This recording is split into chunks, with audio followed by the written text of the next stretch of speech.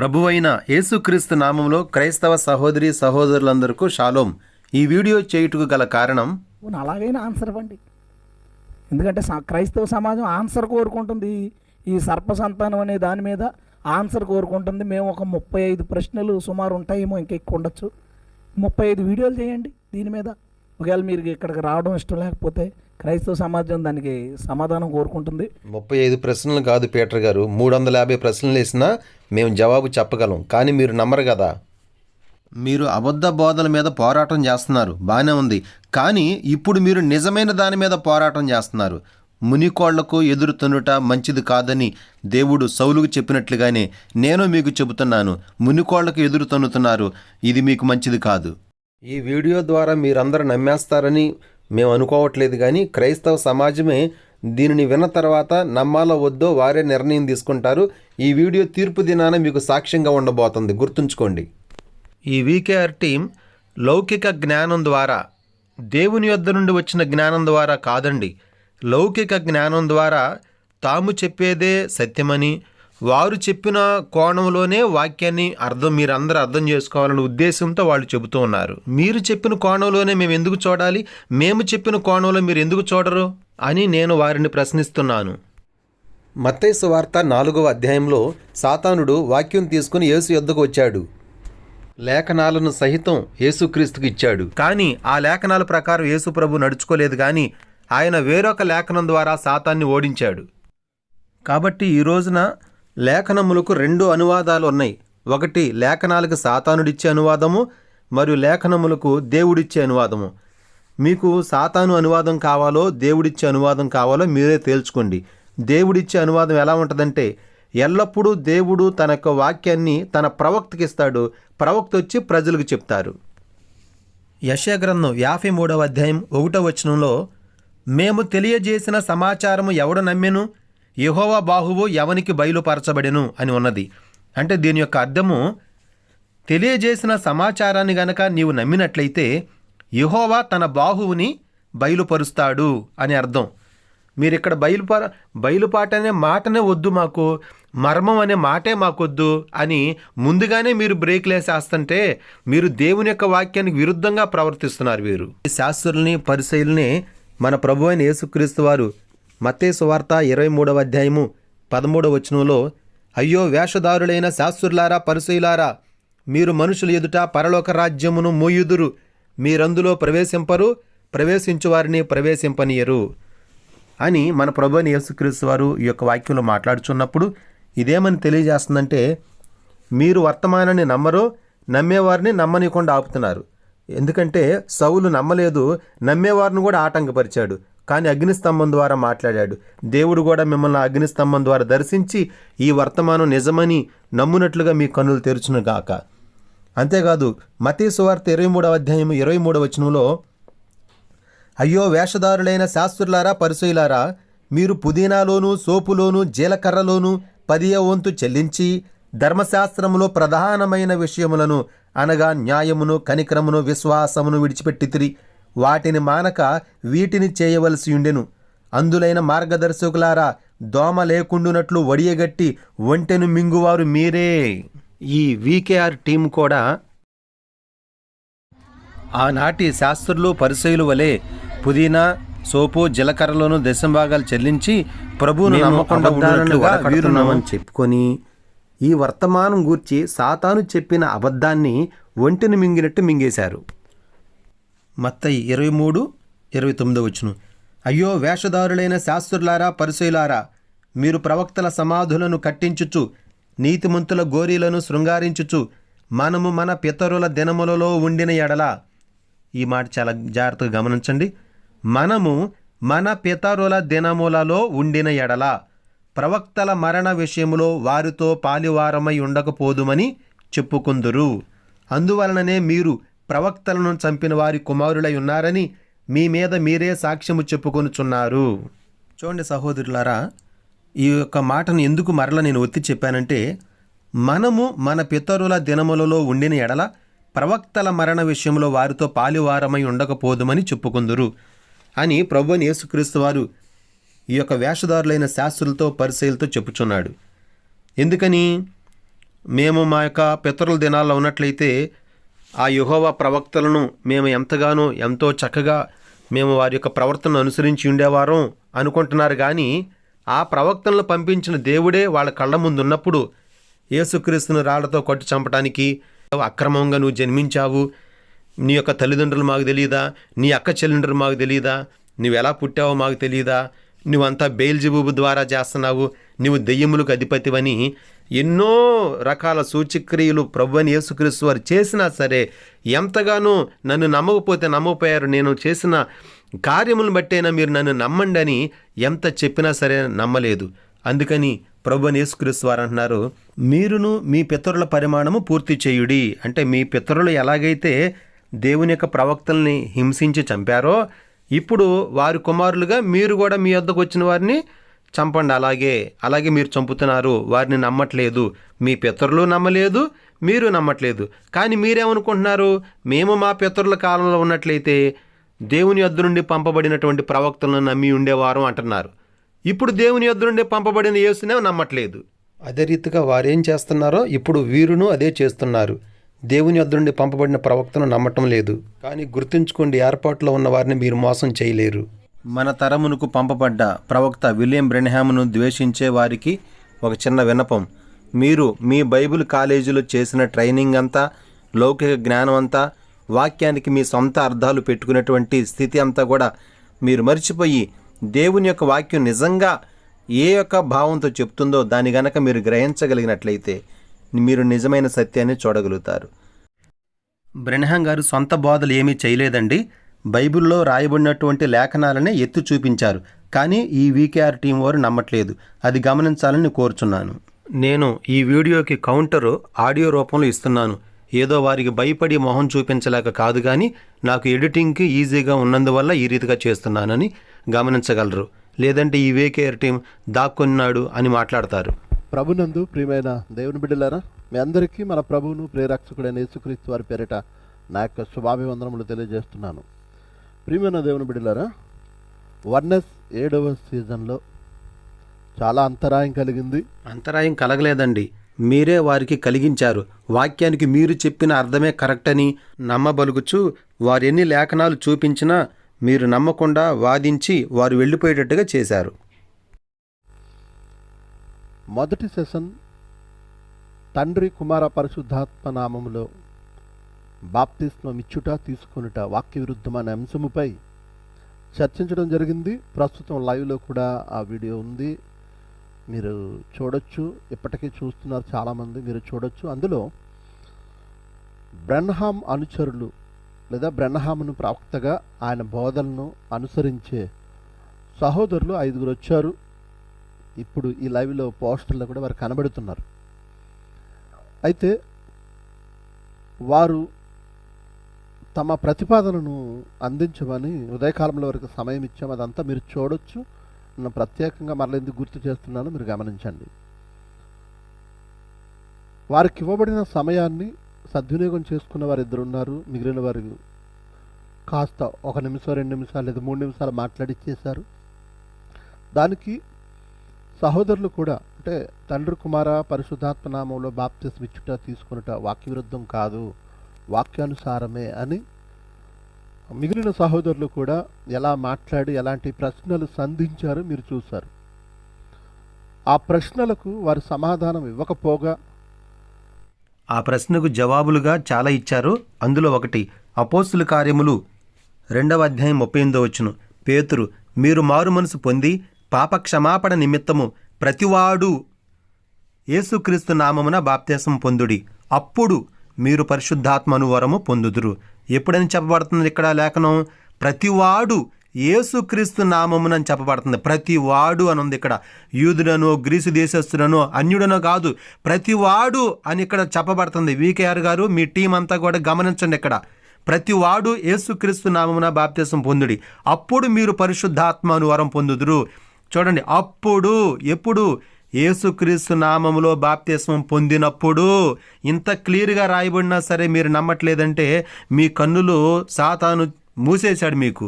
ఇక అది తెరవటం దేవుడే తెరవాలి, కానీ మా వల్ల అయితే కాదు. ఈ వాగ్దానము మీకును మీ పిల్లలకును దూరస్తులందరికిని అనగా ప్రభువైన మన దేవుడు తన యొద్దకు పిలిచిన వారందరికీ చెందునని వారితో చెప్పెను.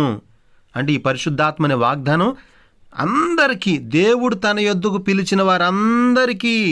దేవుడు నిన్ను పిలిస్తే నీకు, నన్ను పిలిస్తే నాకు, యూదుల్ని పిలిస్తే యూదులకి, అన్యుల్ని పిలిస్తే అన్యులకి, దేవుడు తన యొద్దకు పిలిచిన వారందరికీ చెందునని వారితో చెప్పిన. ఇంత క్లియర్గా ఉంటే ఇంకా దీని మీద వాగ్వాదం పెట్టుకుంటున్నారంటే ఇంకా ఏం చెప్పాలండి మీకు? మేము బోధించేది మీరు అంగీకరించాలి అన్న కోణంలో వారు మాట్లాడుతూ వచ్చారు. లేదండి, మీరే ఆ విధంగా ప్రవర్తించారు. తండ్రి, కుమార, పరిశుద్ధాత్మ నామంలో బాప్తిస్మం ఇచ్చినట్టుగా తీసుకున్నట్టుగా ఒక్క లేఖను చూపించమంటే చూపించకుండా ఇంకేదేదేదేదో చెప్పుకుంటూ వెళ్తున్నారు మీరు. దానికి కూడా సమాధానాలు, కౌంటర్స్, రకరకాల వాదోపవాదాలు జరిగాయి. వాడిగా వేడిగా చర్చ కొనసాగింది. 1 గంటకు ముగించాల్సిన సెషన్ 2:30 వరకు కొనసాగింది. మరలా 3:30 తర్వాత రెండో సెషన్ ప్రారంభించాలని ఆలోచించినప్పుడు వారు అంటే బ్రహ్మ అనుచరులు అని వచ్చిన సహోదరులలో పెద్దల్లో 3 మేము ఇంకా చర్చించదలుచుకోలేదు, సర్పముతో హవ్వమ్మ వ్యభిచరించి కయ్యను కన్నదనే టాపిక్ మీద మేము మాట్లాడదలుచుకోలేదంటూ ఒక 3 వెళ్ళిపోయారు. అప్పటికి మన సహోదరులు విజయసింహ గారు అలాగే జాన్ కోయ గారితో కలిసి వచ్చిన సహోదరులు ఇద్దరు చాలా బ్రతిమలాడారు. ఉండండి, మీరు ఏదైతే చెప్పదలుచుకున్నారో అది చెప్పండి అని వారు బ్రతిమలాడారు. అయినా వారు వినకుండా వెళ్ళిపోయారు. పాపం మా వాళ్ళు వాక్యాన్ని వాక్యంగా మీరు అర్థం చేసుకుంటారు అనుకున్నారు, కానీ వాక్యానికి మీరు ఏదైతే అనువాదం పెట్టుకున్నారో దానిలో నుండి బయటకు రారన్న సంగతి వారికి తెలియదు. సామెతలు 17:12లో పిల్లల్ని పోగొట్టుకుని ఎలుగుబంటిని ఎదుర్కొనవచ్చును గాని మూర్ఖపు పనులు చేయుచున్న మూర్ఖుని ఎదుర్కొనరాదు. అందుకనే వాళ్ళు వెళ్ళిపోయారు. ఇక మిగిలిన 2 ఎలీషా గారు, సునీల్ రాజు గారు ఉన్నారు. వారు కూడా ఈ అంశముపై చర్చించడానికి ఇష్టపడలేదు. సరే, మేమైనా చర్చిస్తాం, వారు విని ఏమైనా ప్రశ్నలు సంధిస్తారని ఎదురు చూసాం, కానీ వారు కూడా వెళ్ళిపోయారు. ఇక మేము చర్చించదలుచుకోలేదంటూ వారు వెళ్ళిపోయారు. మొత్తానికి బ్రహ్మ అనుచరులు అని ఎవరైతే బ్రహ్మ గారి బోధలు వాక్యానుసారమే అని చర్చించి మేము నిరూపిస్తామని ఆలోచించి వచ్చిన సోదరులు మాతో చర్చించకుండానే తిరిగి వెళ్ళిపోయారు. ఒక విధంగా చెప్పాలంటే మొదటి సెషన్లో సహోదరులు సంధించిన ఆ బాణాలు లేదా ప్రశ్నలకు ఒక విధంగా వారు జంకారు. అలాగే బయట నుండి కూడా వారికి ప్రెజర్ వచ్చింది. మొత్తానికి వారు వెనుదిరిగారు. ఇందుమూలంగా నేను తెలియజేసేది ఏంటంటే, ప్రేమపూర్వకమైన వాతావరణంలో వారు బోధించేది మా మధ్య పెట్టి మేము అడిగే వాటికి సమాధానాలు చెబుతూ వాళ్ళది రైట్ అని నిరూపించుకుంటారు వాక్యానుసారంగా అని అనుకున్నాం. కానీ అలా చేయకుండా వారు మరి వెనుదిరిగారు. ఇది చాలా బాధాకరం. గతంలో కూడా ఇలాగే మేము మాది నిరూపిస్తామని వచ్చిన వారు కూడా తిరిగి వెళ్ళిపోయారు. గతంలో యేసుక్రీస్తు దేవుడు కాదని నిరూపించడానికి వచ్చిన వారు కూడా మొదటి సెషన్లోనే మధ్యలో లేచి వెళ్ళిపోయారు. వీళ్ళు మొదటి సెషన్ కన్నా ఉన్నారు. యేసుక్రీస్తు దేవుడు కాదు అనే బోధ అబద్ధమే. దాని మీద పోరాడారు, మంచిదే. కానీ ఇప్పుడు నిజం మీద మీరు పోరాడుతున్నారు, అది మీరు గ్రహించట్లేదు. ఇలా ఎవరొచ్చినా మరి మా దాటికి తట్టుకోలేకపోతున్నారు, లేక సమాధానం ఇవ్వలేకపోతున్నారో తెలియదు, కానీ మొత్తానికి వెనుదిరుగుతున్నారు. ఇలాంటి పరిస్థితుల్లో కొంతమంది నాకు మెసేజ్లు చేశారు, ఫోన్లు చేస్తున్నారు. అసలు వాళ్ళు కాదు బ్రహ్మ అనుచరులు, మేము నిజమైన బ్రహ్మ అనుచరులము, మేము వచ్చి ఉంటేనా ఈ పాటికి టాప్ లేపేద్దాం అంటూ కొంతమంది మాట్లాడుతున్న వారు ఉన్నారు. అలాంటి వారు ఎవరైనా ఉంటే తర్వాత నన్ను పర్సనల్గా వాట్సాప్లో సంప్రదించండి, మరలా మేము ఆలోచిస్తాం. ఎందుకంటే మీరు కూడా ఇలా అలాగే మాట్లాడతారు, ఇక్కడికి వచ్చిన తర్వాత మళ్ళా మీ గాలి తుస్సుమంటూ పోతుంది, మళ్ళా మీరు వెనుదిరుగుతారని మేము అనుకుంటున్నాం. యేసుక్రీస్తు వారు మత్తయి సువార్త 6:11 ఏ స్థలమందైనను జనులు మిమ్మును చేర్చుకొనక మీ మాటలు వినకుంటే మీరు అక్కడ నుండి బయలుదేరినప్పుడు వారి మీద సాక్ష్యముగా ఉండుటకు మీ పాదముల కింద ధూళి దులిపివేయుడి. కాబట్టి ఈ వాక్యాన్ని నెరవేర్చిన వారందరూ తుస్సుమన్నారు, వెళ్ళిపోయారు, వెనుదిరిగారు అనుకోవటం మీ భ్రమ. అలా కాని వారు బ్రహ్మ అనుచరులు ఎవరైనా ఉంటే తర్వాత రావచ్చు. ఇకపోతే మరి వారు లేనప్పుడు ఈ అంశాల గురించి చర్చించడం అంత సబబు కాదేమో అన్న ఆలోచన కూడా సహోదరుల మధ్య ఉంది. విషయాలను మేము క్రైస్తవ సమాజానికి అందించగలం, కానీ ప్రశ్నించేవారు ఉంటే ఇంకా బాగుంటుంది కదా అన్న ఆలోచనతో మేము ఆలోచిస్తూ ఈరోజు ఈ 7వ సీజన్లో ఈ సెషన్తో, ఈ అంశముతో ఈ 7వ సీజన్ని ముగించాలనుకుంటున్నాం. రేపు కూడా కొనసాగించి అన్న విషయాలపై చర్చించాలనుకున్నాం, కానీ ప్రశ్నించేవారు లేనప్పుడు, అపోనెంట్ లేనప్పుడు చర్చ రసవత్తరంగా కొనసాగదు.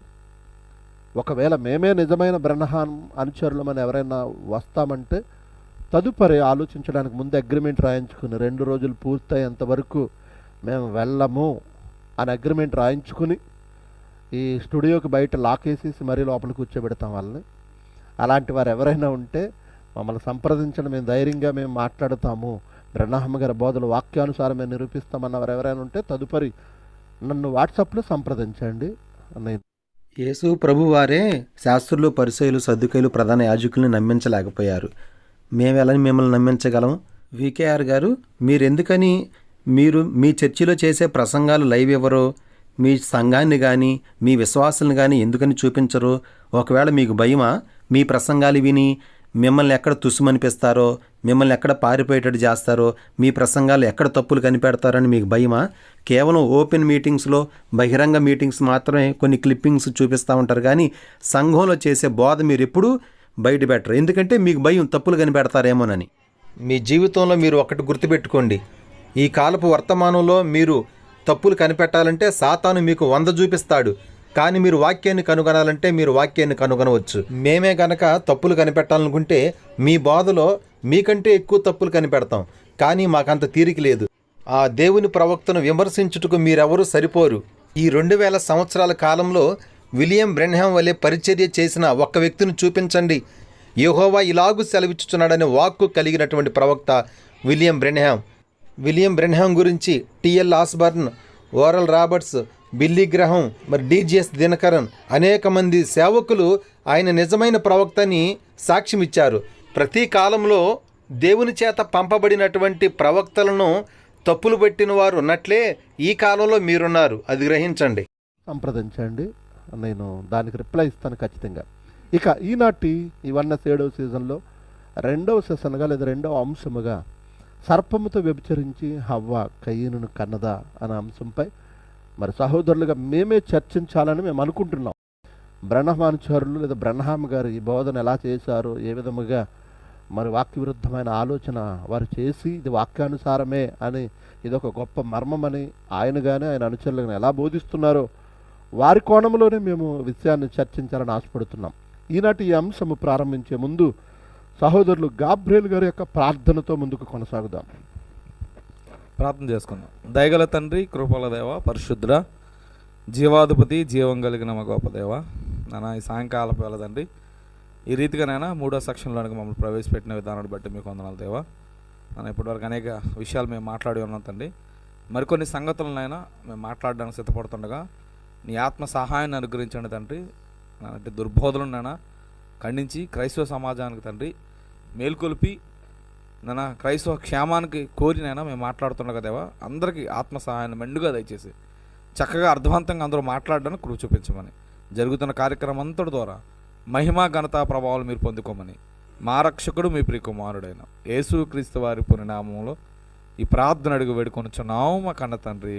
ఒకవేళ మీ వలె మేము కూడా తప్పులు పట్టాలంటే ఇప్పుడు గాబ్రియేల్ గారు ప్రార్థన చేశారు కన్నతండ్రి అని. కన్నతండ్రి అని బైబిల్లో ఏ భక్తుడన్నా ప్రార్థన చేశాడా? కన్నతండ్రి అనే మాట బైబిల్లో ఎక్కడైనా ఉందా? బైబిల్లో లేని పదాన్ని మీరు ఎందుకు ప్రార్థనలో పెట్టారు అని మేము తప్పు పట్టవచ్చు, కానీ అది మేము పట్టట్లేదు. ఆమేన్. ప్రార్థించిన సహోదరులు గాబ్రియేల్ గారికి ప్రత్యేకమైన వందనాలు.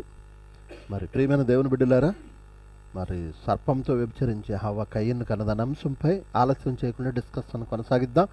ముందుగా సహోదరులు పీటర్ గారి దగ్గర నుండి ఆయన ప్రతిపాదన, అలాగే బ్రహ్మ గారు ఏ విధమైన ఆలోచన ఇది వాక్యానుసారమని సమాజాన్ని ఏ విధంగా గలిబిలి చేశారు. నిజమైన వాక్య సత్యం వచ్చినప్పుడు ప్రజల్లో అది గలిబిలిని కలిగిస్తుందన్న ఇంగిత జ్ఞానం కూడా మీకు లేదు. ప్రభువైన యేసుక్రీస్తు వారు వచ్చిన తర్వాత శాస్త్రులు, పరిసయ్యులు, సద్దుకైల్లో, హేరోదీల్లో, ప్రధాన యాజకుల్లో కలిగిన గలిబిలి ఇంతెంత కాదు. అలాగే అపోస్తలులు పౌలు వచ్చిన తర్వాత యూదుల్లో కలిగిన గలిబిలి ఇంతెంత కాదు. అలాగే విలియం బ్రెన్హామ్ సర్వసత్యాన్ని తెరిచిన తర్వాత మరలా అదే గలిబిలి ఉంది. సత్యం వచ్చినప్పుడు మిగతా వారికి గలిబిలిగా ఉంటుంది, కానీ ఎన్నికలో ఉన్నవారికి అది నెమ్మదినిస్తుంది. మీకు గలిబిలిగా ఉంది అంటే మీరు ఎన్నికలో లేరని మీరు అర్థం చేసుకోవాలి. ఆయన విధానాన్ని, అలాగే అందులో వచ్చే కౌంటర్స్ మీదైన శైలిలో మీరు ప్రశ్నించండి అంటే కాలికెత్తే వేలికి, వేలికెత్తే కాలికి, తాము పట్టుకున్న కుందేలికి 3 కాళ్ళు అని వాదించటం. వాక్యానికి వీరు చెప్పిన అర్థాన్ని మాత్రం తీసుకోవాలి. అదే వీరి శైలి అండి. మీరు క్రైస్తవ సమాజానికి తెలియజేయండి. తదుపరి జాన్ కొయ్య గారు ఇంకా మిగిలిన మన సోదరులందరూ నాతో సహా మాట్లాడతారు. సార్, టైం మీది. థ్యాంక్ యూ అండి, థ్యాంక్ యూ సో మచ్. అది ఇలా జరుగుద్దని అనుకోలేదు, ఇలా జరగాలని ఎవరో కోరుకోలేదు. యాక్చువల్గా అందరూ కలిసి మాట్లాడదామని అనుకున్నాం. అందరూ చాలా సహనంగా మన వాళ్ళందరూ కూడా మాట్లాడడం జరిగింది. బట్ ఇలా జరిగింది, అది వాళ్ళ విజ్ఞతకే వదిలేద్దాం. అయితే ఈ విషయం మీద మాట్లాడమన్నప్పుడు వాళ్ళు చెప్పిన కారణాలు కూడా నేను చెప్పి అప్పుడు దీంట్లోకి వెళ్తాను. ఎందుకంటే ఒక ఆయన ఏమన్నారంటే, మన తల్లి వ్యభిచారం చేస్తే ఆ విషయం నలుగురికి చెప్పుకుంటామా నలుగురిలో, కాబట్టి దీని గురించి మాట్లాడడం నాకు ఇష్టం లేదన్నారు. అంటే డిక్లేర్ చేశారు, మన తల్లి వ్యభిచారం చేసిందని డిక్లేర్ చేశారు. చేసిందా లేదా అనేది ఇక్కడ మాట్లాడాల్సిన అంశం. ఇంకొక ఆయన ఏమన్నారంటే, బెడ్రూమ్లో జరిగే విషయాల్ని బయట చెప్పుకుంటాం ఏంటి, ఈ సర్పెంట్ సీడ్ అనేది ఒక ఇలాంటి విషయం కాబట్టి అలాంటి దాన్ని మనం బయట చెప్పుకోకూడదు అని అన్నారు. కానీ వాళ్ళ ఛానల్లోనే సర్పెంట్ సీడ్ మీద పార్ట్లు యూట్యూబ్లో పెట్టేశారు. అంటే బెడ్రూమ్లో జరిగిన యూట్యూబ్లో పెట్టుకుంటారా అని మనం అడిగితే వాళ్ళు ఏం సమాధానం చెప్తారు? సర్పసంతానం గురించి పార్ట్ల మీద పార్ట్లు పెట్టింది జనాలకి ఎవరికీ సరిగ్గా తెలియదు, కానీ ఇప్పుడు మీరు చెబుతుంటేనే జనాలకు తెలుస్తుంది. ఇలాంటి డిబేట్లు పెట్టి క్రైస్తవం యొక్క పరువు తీస్తున్నందుకు రేపు తీర్పు దినాన్ని ఉంటుంది మీకు. దేవుని ప్రవక్త విలియం బ్రెన్హామ్ గారు అనేకమైన మంచి విషయాలను బోధిస్తే మీరు వీటిని భూతద్దంలో పెట్టి చూపిస్తున్నారు. యేసు ప్రభు వారు కూడా మంచి విషయాలను బోధిస్తే వాటన్నిటిని వదిలిపెట్టి ఆయన విశ్రాంతి దినాన్ని పాటించట్లేదు, దేవుని యొద్ద నుండి వచ్చిన వాడైతే విశ్రాంతి దినాన్ని ఎందుకు పాటించడు, ఈయన బేల్జెబూబు, దెయ్యములకు అధిపతి అని ఆయనలో తప్పులు కనిపెట్టారు. మీరు ఇప్పుడు అదే పని చేస్తున్నారు. ఇదంతా తప్పించుకోవడానికి. ఇంకొక ఆయన ఏమన్నాడంటే, ఇది చాలా మర్మయుక్తమైన విషయం, ఇది సాధారణంగా ఎవరికీ అర్థం అవ్వలేదు. ఇప్పుడు బైబిల్కి వ్యతిరేకమైన ఒక నిర్ణయం మనం కలిగి ఉండి, ఒక ఉద్దేశం కలిగి ఉండి దాన్ని మర్మం అనడం అజ్ఞానం అవుతుంది. ఆదికాండం 3వ అధ్యాయం 15వ వచనంలో సర్పంతో నీ సంతానం అని ప్రభు మాట్లాడుతున్నట్టుగా మనం చూస్తాం. కాబట్టి బైబిల్లో రాయబడిందే ప్రవక్త ఎత్తి చెప్పాడు, కానీ లేనిది ఆయన చెప్పలేదు. 1 కొరింథీ 2వ అధ్యాయము 6వ వచనంలో పరిపూర్ణులైన వారి మధ్య జ్ఞానమును బోధించుచున్నాము, అది ఈ లోక జ్ఞానము కాదు, నిరర్ధకులైపోవచ్చున్న ఈ లోకాధికారుల జ్ఞానమును కాదు, గాని దేవుని జ్ఞానము మర్మమైనట్టుగా బోధించుచున్నాము. ఈ జ్ఞానము మరుగై ఉండెను, జగదుత్పత్తికి ముందుగానే దీనిని దేవుడు మన మహిమ నిమిత్తము నియమించెను. అది లోకాధికారులలో ఎవనికినీ తెలియదు.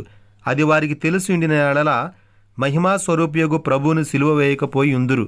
ఇందును గూర్చి దేవుడు తన్ను ప్రేమించు వారి కొరకు ఏవి సిద్ధపరిచెనో అవి కంటికి కనబడలేదు, చెవికి వినబడలేదు, మనుష్య హృదయమునకు గోచరము కాలేదు అని వ్రాయబడి ఉన్నది. మనకైతే దేవుడు వాటిని తన ఆత్మ వలన బయలుపరిచి ఉన్నాడు. కాబట్టి మనకైతే దేవుడు తన ఆత్మ ద్వారా బయలుపరిచాడని, మన మహిమ నిమిత్తం అని ఇక్కడ పౌలు గారు చెప్పుచున్నాడండి. కాబట్టి ఎన్నికలో ఉన్నవారి కొరకే ఈ వర్తమానం, కానీ ఎన్నికలో లేని వారి కొరకు కాదు. దేవుని యొక్క ఆత్మ బయలుపాటు లేని వారికి ఈ వర్తమానం అర్థం కాదు. ఇక్కడ పౌలు గారు స్పష్టంగా బయలుపాటు గురించి, మర్మం గురించి, ఇది మన మహిమ నిమిత్తం దేవుడు వాటిని తన ఆత్మ ద్వారా ఎవరికి బయలుపరచాలనుకుంటున్నాడో వారికే బయలుపరుస్తారని క్లియర్గా మాట్లాడుతున్నారు. కానీ మీరు బైబిల్కి విరుద్ధంగా మర్మం అనొద్దు, బయలుపాటు అనొద్దు అంటున్నారంటే మర్మాలని, బయలుపాటుని వ్యతిరేకించేది సాతాను. సాతాను ఆత్మ మీలో ఏమన్నా ఉందా ఏంటి ఇలా మాట్లాడుతున్నారు? రిఫరెన్సెస్ ఏం చెప్తున్నాయి, బైబిల్ సుబుట్గా ఏం చెప్తుంది, పలు చోట్ల ఏం చెప్తుంది అనే దాన్ని కూడా మనం పరిశీలనలోకి తేవాలి. అండ్ చాలామందికి అంటే బ్రెన్హాము ఈ సర్పెంట్ సీడ్ని చెప్పాడు, అవ్వ సర్పంతో శారీరకంగా కలిసి కయ్యన్ని కంది అనే వరకునే తెలుసు.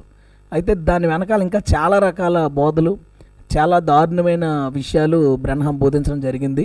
బ్రెనెహం బోధించిన 1100 వర్తమానాలలో నువ్వెన్ని వర్తమానాలు చదివావు నాయనా? దారుణమైన వర్తమానాలు బోధించారంటున్నావు. ఈ 2000 సంవత్సరాల కాలంలో బ్రెనెహం చేసినట్టుగా పరిచర్య ఏ ఒక్కరైనా చేశారేమో చూపించండి. ఆయన చేసిన అద్భుతమైన పరిచర్యను ప్రజలు తెలుసుకోకుండానట్లుగా మీరు దిష్టిబొమ్మలాగా తయారయ్యారు. మంచి పంట కలిగిన తోట వైపు ఎవరు చూడకుండా దిష్టిబొమ్మలను పెట్టినట్లుగా మీరు ఇటువంటివన్నీ పెట్టి ఈ వర్తమానాన్ని, ప్రవక్తని నమ్మకుండా చేస్తున్నారు. అవన్నీ బ్రహ్మం మాటల్లోంచే నేనేది కలపను. బ్రహ్మం ఏం చెప్పాడు అనే విషయాన్ని నేను ఈ సోదరుల ముందు, మీ ముందు పెడుతున్నానండి. దాని గురించి మీరేమనుకుంటున్నారో మీరు కూడా కామెంట్ చేయొచ్చు. అండ్ దాని మీద సోదరులు అందరూ కూడా ప్రశ్నిస్తారు. దాని మీద ఎవరైనా కూడా తర్వాత రావచ్చని ఆయన పిలుపునిచ్చారు. ఎవరైనా వచ్చినా మేము మాట్లాడతామని. అయితే బ్రహ్మము మొదటగా మాట్లాడుతూ ఇది సర్పెంట్ సీడ్ అనే ఒక మెసేజ్ అండి. ద సర్పెంట్ సీడ్ 1958లో సెప్టెంబర్ నెలలో 28వ తారీఖున ఈవినింగ్ చెప్పాడనమాట. దాని మెసేజ్ కోడ్ అలా ఉంటుంది, 580928E. అంటే అది మెసేజ్ కోడ్. ప్రతి మెసేజ్కి ఒక కోడ్ ఉంటుంది. ఆ మెసేజ్ని వీళ్ళు పేరాల కింద, మన వచనాల కింద బైబిల్ని ఎలా విడదీస్తామో అలా పేరాల కింద వాళ్ళు విడదీస్తారు. అందులో 156వ పేరా, ఆ మెసేజ్ యొక్క 156వ పేరా. ఇది అందరూ కూడా మీరు వాయిస్ ఆఫ్ గాడ్ రికార్డింగ్స్ అని వాళ్ళకి వెబ్సైట్ ఉంటుందండి. ఆ వెబ్సైట్లో ఎవరైనా దాన్ని చదవచ్చు ఫ్రీగా. 156 పేరాలో ఏమన్నాడంటే, he is a great big fellow, he is between the chimpanzee and man. First thing ఇది మీరు అందరూ నోట్ చేసుకుని దీని మీద మీరు మాట్లాడాలి. అంటే సర్పం గురించి మాట్లాడుతూ అతను చాలా ఎత్తైన పర్సను. అతను ఎవరు అంటే చింపాంజీకి మనిషికి మధ్యలో ఉండే ఒక బ్రీడ్ అతను. ఆ తర్వాత దేవుడు తన్ని నేల మీద పాకే జంతువుగా చేసేసాడు అనేది బ్రెనహాం యొక్క బోధ అనమాట. అంటే చింపాంజీకి మనిషికి మధ్యన ఉన్న మిస్సింగ్ లింక్, అసలు ఆ లింక్ ఉండేది, ఆ జీవి ఒకటి ఉండేది భూమి మీద. అంటే ఆదాము చేయబడ్డానికంటే ముందే వీడు ఈ జీవి ఏదైతే సర్పెంట్ ఉందో, సర్పెంట్ భూమి మీద తిరిగేవాడు. దీనికి ఏ ఎవిడెన్సెస్ ఉండవు. ఇదిగో ఎవిడెన్స్ వాక్య ఆధారంగా. ఆదికాండం 3వ అధ్యాయం 14వ వచనంలో, అందుకు దేవుడైన యెహోవా సర్పముతో, నీవు దీని చేసినందున పశువులన్నిటిలోనూ భూజంతువులన్నిటిలోనూ నీవు శపించబడిన దానవై నీ కడుపుతో ప్రాకుచు. ఈ మాట గమనించండి, నీ కడుపుతో ప్రాకుచు అనుంది. అంటే అంతకుముందు నడిచేదని అర్థమే కదా. అది చింపాంజీకి మనిషికి మధ్యస్థంగా ఉండేది. కానీ దేవుడు మరొకసారి స్త్రీతో పాపం చేయకున్నట్లుగా, స్త్రీని మోసం చేయకున్నట్లుగా దాని యొక్క అవయవాలన్నీ కూడా దేవుడు మార్చివేసి కడుపుతో పాకేటట్టుగా, నీవు బ్రతుకు దినములన్నీ మన్ను తిందువు అని దేవుడు శపించాడు దాన్ని. అందుకనే ఆ లింక్ మిస్ అయింది. ఆ మిస్ అయిన లింకే ఈ సర్పం. నేను నా చిన్నప్పుడు పాఠ్య పుస్తకాల్లో చింపాంజీకి మానవుడికి మధ్యలో ఒక జీవి ఉండేది, అది మిస్ అయింది అని నేను చదివాను. అది నాకు గుర్తుంది. బహుశా మీరు కూడా ఒకసారి ఆలోచించినట్లయితే మీకు కూడా గుర్తుకు రావచ్చు. కానీ అప్పట్లో ఆ లింక్ ఏమైందో అనుకున్నాను. కానీ బైబిల్ చదివినప్పుడు నాకు అర్థమైంది ఆ మిస్ అయిన లింకు ఈ యొక్క సర్పమేనని. బ్రెనహాం చెప్పేది ఏదన్నా సరే రెవల్యూషన్ అని మనం నమ్మేయాలి, ప్రత్యక్షత అని మనం నమ్మేయాలి. బ్రెనహాం చెప్పారని నమ్మటం కాదు, కానీ వాక్యం మరియు యేసు ఒకటే. కాబట్టి వాక్యమును గూర్చినటువంటి ప్రత్యక్షత సంఘానికి అవసరం. ఎందుకంటే మత్తయి సువార్త 16వ అధ్యాయము 16వ వచనంలో, బయలుపాటు మీద నా సంఘాన్ని కడతాను అని ప్రభు స్వయంగా చెప్పారు. బయలుపాటు మీకు లేకపోతే వాక్యాన్ని వక్రీకరించి మీరు చెప్తారు. దాని అర్థం అది కాదు, దీని అర్థం ఇది కాదు, అది ఆ సందర్భం కాదు, ఇది ఈ సందర్భం కాదని మీరు చెప్తారు. కానీ బయలుపాటు ఉంటే మరి వాక్యంతో ముడివేయబడుటను మీరు గమనిస్తారు. ఆ బయలుపాటు మీకు వచ్చునుగాక. మరి దానికి బైబిల్ మీద వాళ్ళు గౌరవించడం. ఇందాక సోదరులు బైబిల్ తీసి రెఫరెన్స్ చదివే ముందు చిన్న ప్రార్థన చేసుకుని రెఫరెన్స్ చదివారు. అంటే వాక్యం చదివే ముందు కూడా ప్రార్థన చేసుకుని వాక్యం చదివే అంత రెస్పెక్ట్ ఉన్నవాళ్ళు. పీటర్ గారు, దీన్ని బట్టి మీరు తెలుసుకోవాల్సింది ఏంటంటే, ప్రవక్త గారి కన్నా ఎక్కువగా మేము వాక్యానికే ప్రాముఖ్యతనిస్తామని మీరు తెలుసుకోవాలి. అసలు ఇది బైబిల్లో ఎక్కడుంది అని క్వశ్చన్ వేసుకోవాలి కదా. పీటర్ గారు, బైబిల్లో ఎక్కడుందో మీకు లేఖనములతో సహా మేము చూపిస్తున్నాం, కానీ మీరు నమ్మట్లేదు. మమ్మల్ని ఏం చేయమంటారు? మీరు చెప్పిందే కరెక్ట్ అని, మేము చెప్పేది రాంగ్ అని మీరు చెప్తున్నారు. మిమ్మల్ని మేము నమ్మించలేము. వేసుకోలేదు. మళ్ళీ దాని గురించి ఏం చెప్పాడంటే, మానవుని రక్తంలో కలవగలిగిన ఒకే ఒక రక్తం దానికి ఉందట. ఎలాగ దీన్ని? ఎలాగో అంటారేంటి పీటర్ గారు? అందుకే ఇక మరలా స్త్రీతో పాపం చేయకుండా ఉండునట్లుగా దాని యొక్క అవయవాల్ని మార్చేసి భూమి మీద ప్రాకేటట్టుగా దేవుడు శపించాడు. మరొక విధంగా దాన్ని శపించవచ్చుగా, ఎందుకు ప్రాకే జీవిగా శపించాడు అక్కడే మీరు అర్థం చేసుకోవాలి. మనిషి అందుకని సాతాను అనుకున్నాడట, వీళ్ళలోకి ప్రవేశించి వీడి ద్వారా మాత్రమే అవ్వని మనం నాశనం చేయగలం, అవ్వశీలాన్ని మనం పాడు చేయగలం అని అనుకుని వాళ్ళలోకి ప్రవేశించాడట. అది ప్రవేశించిందట కాదండి, నిజంగానే అది జరిగింది. సాతాను సర్పంలోకి ప్రవేశించి అవ్వను మోసం చేశాడు. అది వాస్తవము. మీకు కావాలితే రుజువులు నేను చూపిస్తాను. మా మాటలు మీరు నమ్మట్లేదు కాబట్టి మీ పక్కన కూర్చున్నటువంటి క్రాంతి కుమారి గారినే ఒక ఉదాహరణ చెప్పాల్సిందిగా నేను కోరుతున్నాను. క్రాంతి కుమారి గారి మాట కూడా మీరు నమ్మకపోతే నేను చేయగలిగింది ఏమీ లేదు. క్రాంతి కుమారి గారు, మీరన్నా వచ్చి కొంచెం పీటర్ గారికి ఒక ఉదాహరణ, ఒక సాక్ష్యం చెప్పండి. మరి సర్పంలోకి సాతానుడు ప్రవేశించే అవకాశం ఉందో లేదో ఒక ఉదాహరణ ద్వారా పీటర్ గారికి చెప్పండి. ఈ భూమి మీద పాపానికి జీతం మరణం. ఈ పాపం ఎక్కడి నుంచి పుట్టుకొచ్చింది? ఈ శాపం ఎక్కడి నుంచి పుట్టుకొచ్చింది? ఈ అక్రమం ఎక్కడి నుంచి పుట్టుకొచ్చింది?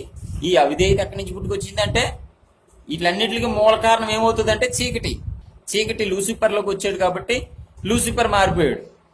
ఇప్పుడు అదే లూసిఫర్ అంటే చీకటిని పొందుకున్న లూసిఫర్ అనే దెయ్యం సాతాను మనుషులపై ప్రయోగింపబడ్డాడు కాబట్టి వాడే మనుషుల చేత పాపం చేయిస్తున్నాడు. అవ్వ చేత పాపం చేయించాడు. ఎందుకు? వాడిలో చీకటి ఉంది కాబట్టి ఆ చీకటి ప్రతి ఒక్కరి మీద ప్రయోగిస్తా ఉన్నాడు. అయితే ఈ చీకటి వల్ల పాపం వచ్చింది. ఈ చీకటి వల్ల దేవునికి వ్యతిరేకమైన గుణాలన్నీ, దేవునికి ఇష్టం లేనివన్నీ భూమి మీద ఇప్పుడు జరుగుతున్నాయంటే దానికి కారణం దెయ్యం మనం చెప్తాం, సాతాను అని చెప్తాం. మరి సాతాను ఎలా సృష్టింపబడ్డాడంటే చీకటి వానిలో ప్రవేశించింది. అంటే మూల కారణం ఎవరంటే చీకటి. ఇప్పుడు అపవాది ఆయా సందర్భాల్లో ఏమనుకుంటుందంటే, అపవాది చీకటి ఏమనుకుంటున్నాడంటే, అనాది కాలంలో లూసిఫర్లోకి ప్రవేశించినప్పుడు నేను గెలిచాను అనుకున్నాడు.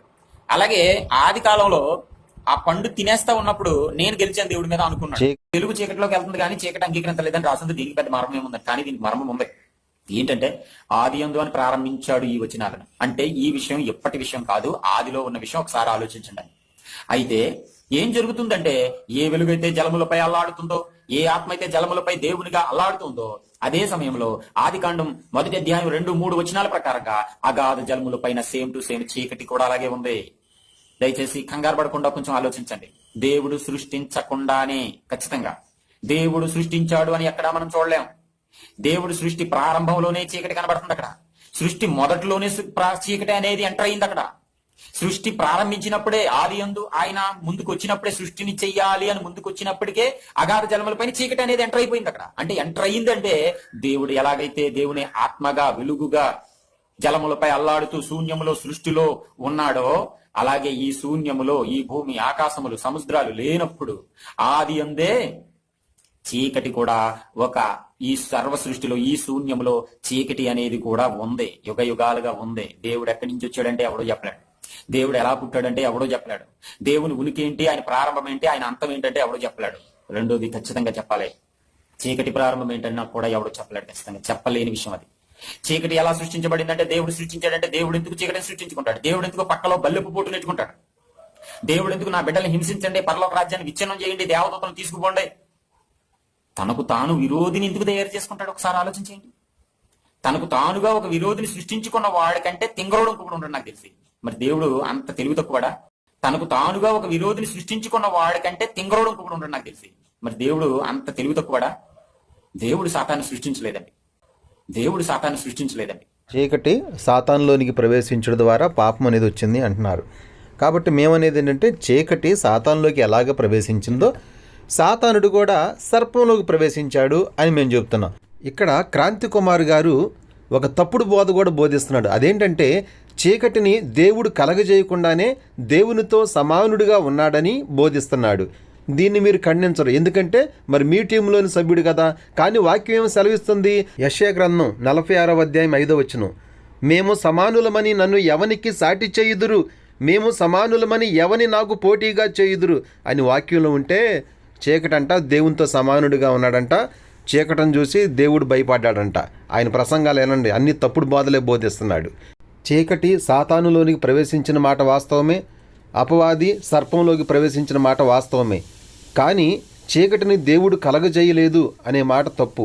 కానీ ప్రస్తుతం మన సబ్జెక్ట్ అది కాదు కాబట్టి దాన్ని విడిచిపెడుతున్నాను.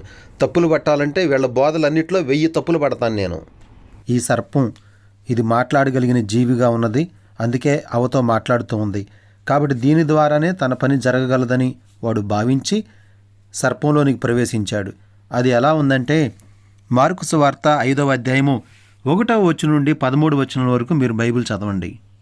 అక్కడ కొండ దగ్గర పందుల పెద్ద మంద మేయుచుండెను గనుక ఆ పందులలో ప్రవేశించినట్లు మమ్మును వాటి యొద్దకు పంపుమని ఆ దయ్యములు ఆయనను బతిమాలుకొనెను. యేసు వాటికి సెలవీయగా ఆ అపవిత్రాత్మలు వానిని విడిచి పందులలో ప్రవేశించెను. ప్రవేశింపగా ఇంచుమించు 2000 సంఖ్య గల ఆ మంద ప్రపాతము నుండి సముద్రపు దారిని వడిగా పరిగెత్తుకుని పోయి సముద్రములో పడి ఊపిరి తిరగక చచ్చెను. ఈ లేఖనం ప్రకారంగా శానాలో ఉన్న దెయ్యపు ఆత్మలు పందుల్లోకి ప్రవేశించినవని క్లియర్గా కనబడుతోంది. కాబట్టి ఏదైనా తోటలో కూడా జరిగింది అదే. అందుకే సర్పం యొక్క అవయవాల్ని దేవుడు మార్చేశాడు, మరలా తన సంతానాన్ని ఉత్పత్తి చేయకుండా ఉండినట్లుగా. చీకటి సాతానులోకి ప్రవేశించినట్లుగా, దెయ్యములు పందుల్లోకి ప్రవేశించినట్లుగా దురాత్మలు జంతువుల్లో కూడా ప్రవేశించగలవని మీరు గమనించాలని కోరుకుంటున్నాను. ఇన్ని రుజువులు చూపించినా మీరు నమ్మరని నాకు తెలుసు. అది అతను చెప్పిన విషయం అండి. The only blood that would mix with this human blood, మానవుని రక్తంలో కలగలిగిన ఒకే ఒక రక్తం వాడికి ఉందట. చూడండి, ఇవన్నీ ఏదైనా మన చిన్నప్పుడు చదువుతున్న కథలాగా అనిపిస్తుంది. మార్కు సువార్త 5వ అధ్యాయం 1 నుండి 13 వచనములు మీరు చదువుడు ద్వారా అది కథ కాదు నిజమని తెలుసుకోవాలని నేను కోరుచున్నాను. తర్వాత అతను 10 అడుగులు, అదే పేరాలో చివర 157 పేరాలో, he was 10 feet tall, great big shoulders. అతను 10 అడుగులు ఎత్తున్నాడట. ఇది చూడండి, 10 అడుగులు ఎత్తున్నాడు, గ్రేట్ బిగ్ షోల్డర్స్, చాలా మంచి కండలు కలిగి ఉన్నాడట. Look just like a man, same మనిషిలాగే ఉన్నాడట. 10 అడుగులు ఎత్తుండి చాలా బలంగా ఉన్నాడట. ఆదికాండం 3వ అధ్యాయం 1వ వచనంలో సర్పం అది భూజంతువు అని చెప్పబడుతుంది. అది యుక్తి కలిగినదిగా చెప్పబడుతుంది. అది మాట్లాడేదిగా ఉంటుంది. మరి జంతువు ఎక్కడన్నా మాట్లాడుతుందా? ఇది మాట్లాడుతుంది అంటే దీని వెనక దేవుని యొక్క గొప్ప విమోచన ప్రణాళిక ఉన్నది. అది మీకు అర్థం కాదు. And is blood after coming down considering one animal to another. At blood గురించి మాట్లాడాడు. తర్వాత తన గురించి ఇంకా ఏం మాట్లాడాడంటే అండి, ఇది 62:03:11 the greatest battle ever fought అనే మెసేజ్ బ్రనహాంది. అందులో 116వ పేరా, అంటే లేనిది ఏది మనం మాట్లాడలేదు. బ్రనహాం చెప్పింది. ఈ వ్యక్తి ఇంత అందంగా ఉన్నప్పుడు వీడు అవ్వ ముందుకు వచ్చాడట. అవ్వ ముందుకు వచ్చిన తర్వాత హెర్ ఐస్ వాజ్ సైట్, చూసిందంట. హీ సా ద సర్పెంట్, చూసిందట. He was beautiful, handsome, far better than her own husband. అంటే అతను చాలా అందగాడు, చాలా బాగున్నాడట. తన భర్త కంటే బాగున్నాడని అనిపించిందంట ఆమెకి. He was the most suitable, most subtle of all the beast of the field and he was probably a fairer man than her husband. తన భర్త కంటే చాలా తెల్లగా అందంగా ఉన్నాడట. ఈ look like a great masculine beast standing there. చాలా మంచి కండలు తిరిగిన ఒక వ్యక్తి కళ్ళు ముందు నిలబడినట్టు ఆమెకు అనిపించిందంట. హౌ గ్రేట్ హీ వాజ్, అబ్బా ఎంత అందగాడు వాడు. And he was trying to tell her what a great thing it was. ఆ దగ్గరికి వచ్చి ఈ సెక్స్ కోసం అది ఎంత గొప్ప విషయం అన్నట్టు చెప్పడం మొదలు పెడితే ఆవిడ, and first thing she did, she opened up her mind.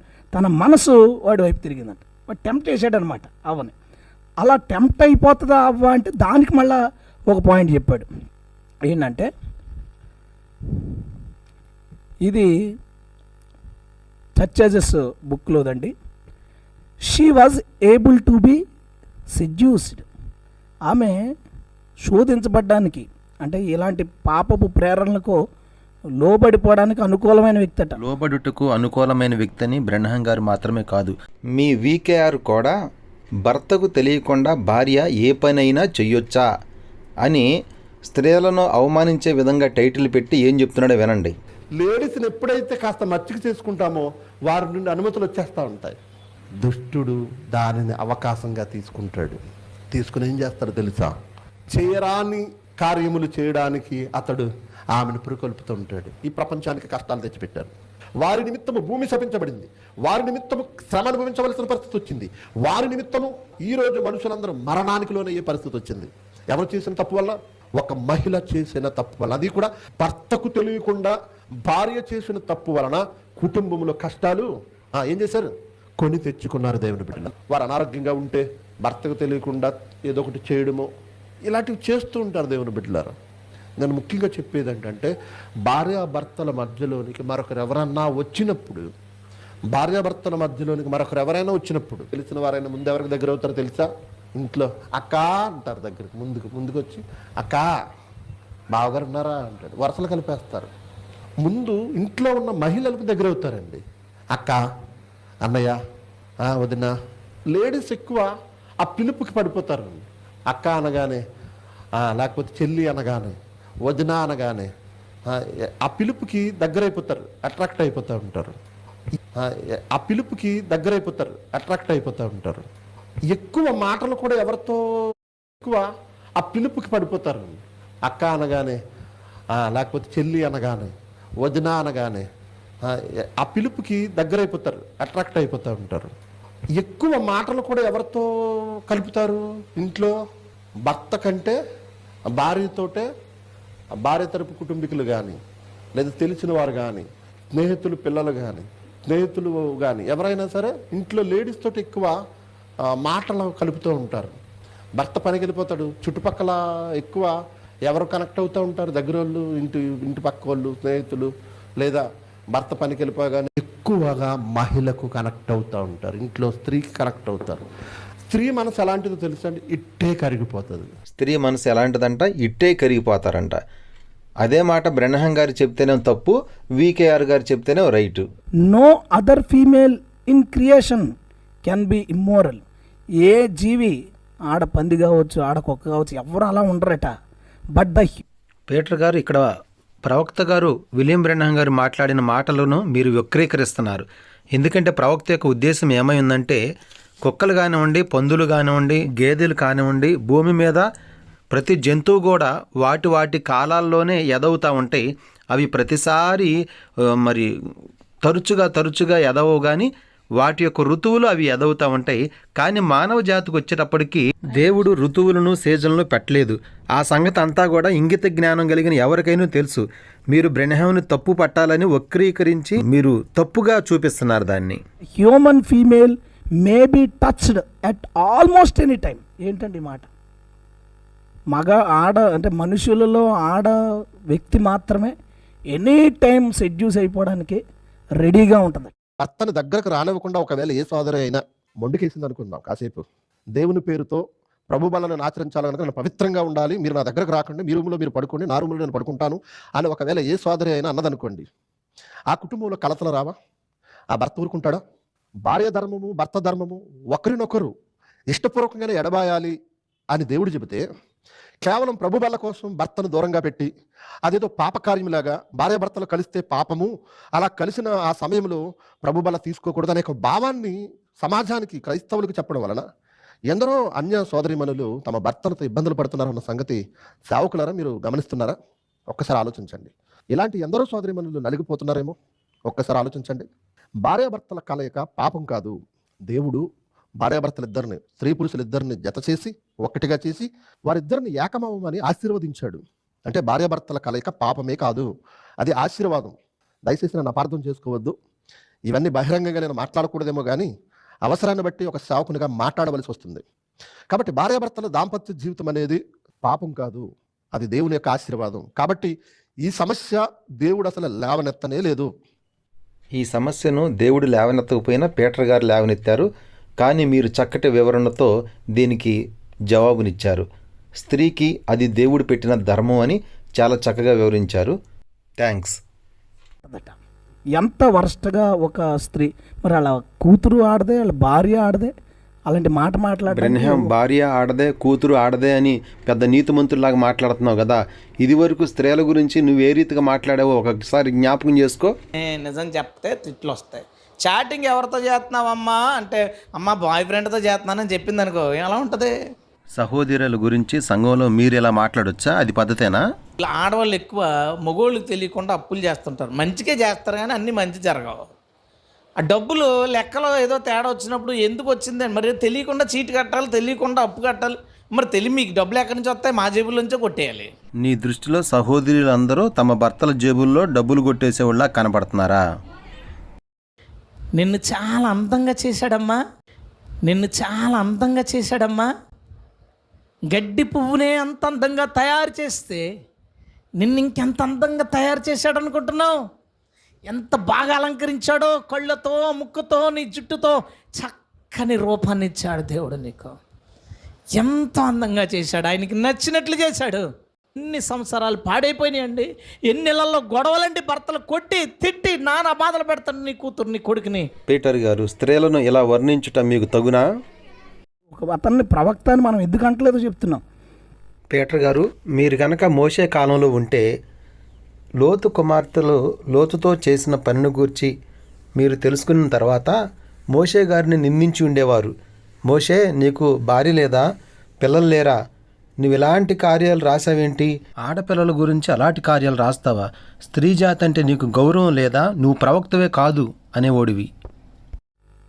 And that weakness in her allowed, and that weakness in her allowed Satan to seduce her by way to the serpent, and he was brought the woman very peculiar position. ఇలాగా తన్నే శోధించిన తర్వాత ఏం జరిగింది ఆ విషయాన్ని? ఒక మహిళ అలాంటి ఆలోచనతో ఉంటుందని అంటే ఎనీ టైం ఆమె సెడ్యూస్ అయిపోతాట. మానవ జాతిలో అంటే ఆడజాతిలో ఏ జంతువు కానీ ఏ జీవి కానీ అలా ఉండదట. ఓన్లీ మానవ జాతిలో ఆడది మాత్రమే. ఇంకా చాలా మాటలు ఆడది అనేది ఎప్పుడు ఫాల్టీగానే ఉంటుంది. అందుకని అవ్వే దానికి ధర్మశాస్త్రంలో మనువు చెప్పిన దానిలా అనిపిస్తుంది. వికేఆర్ గారు, మనుధర్మశాస్త్రంలో స్త్రీలని తక్కువ చూపు చూస్తారు, తేలిగ్గా చూస్తారని మీరు మాట్లాడుతున్నారు కదా. నా ప్రవక్త నిజమైనటువంటి స్త్రీలను ఎంతో గౌరవించాడు. ప్రార్థించే తల్లులే దేశానికి వెన్నెముక అన్నాడు. మోషేను గూర్చిన బోధ అనే వర్తమానంలో దేవుడు వారిని ఆశీర్వదించును. ఇప్పుడు దేశమును మార్గ మధ్యలో కాపాడుచున్నదేదనగా ఒక నిజమైన మంచి పవిత్రమైన దేవుని ద్వారా రక్షించబడిన తల్లి మాత్రమే. అది సరి. అయితే మన యొక్క స్త్రీలు ఎంత కిందికి దిగజారి ఉన్నారో అవమానకరముగా ఉన్నది. నా యొద్ద ఒక కత్తిరించబడిన పేపర్ ముక్క కలదు.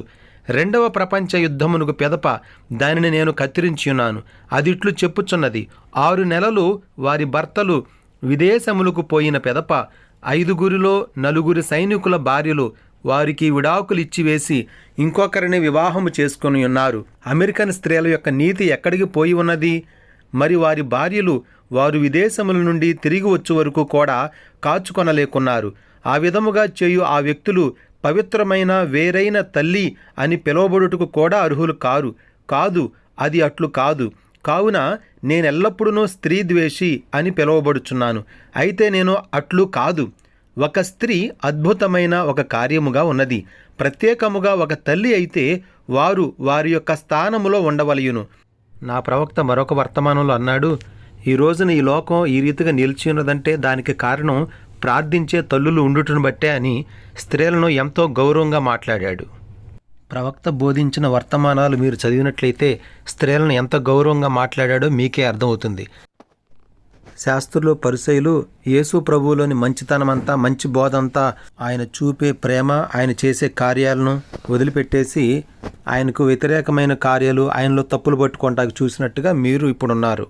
తర్వాత అలా అయిన తర్వాత ఏంటంటే, అండ్ ఈ ఫౌండ్ ఈవ్, అతను ఈవెన్ చూసినప్పుడు, అవ్వను చూసినప్పుడట ఈడెన్ గార్డెన్లో ఎలా బాగా బోధిస్తున్నాడు. నేకెడ్, బట్టలు లేకుండా, అసలు బట్టలు లేదు అనే సందర్భం వాడి మైండ్లోకి ఎందుకు వస్తుంది? మీరు కనుక మోషే గారి కాలంలో ఉంటే ఆదికాండం 9వ అధ్యాయము 20వ వచనం, నోవహు వ్యవసాయమును చేయని ఆరంభించి ద్రాక్ష తోట వేసెను. పిమ్మట ద్రాక్షరసం త్రాగి మత్తుడై తన గుడారములో వస్త్రహీనుడుగా ఉండెను.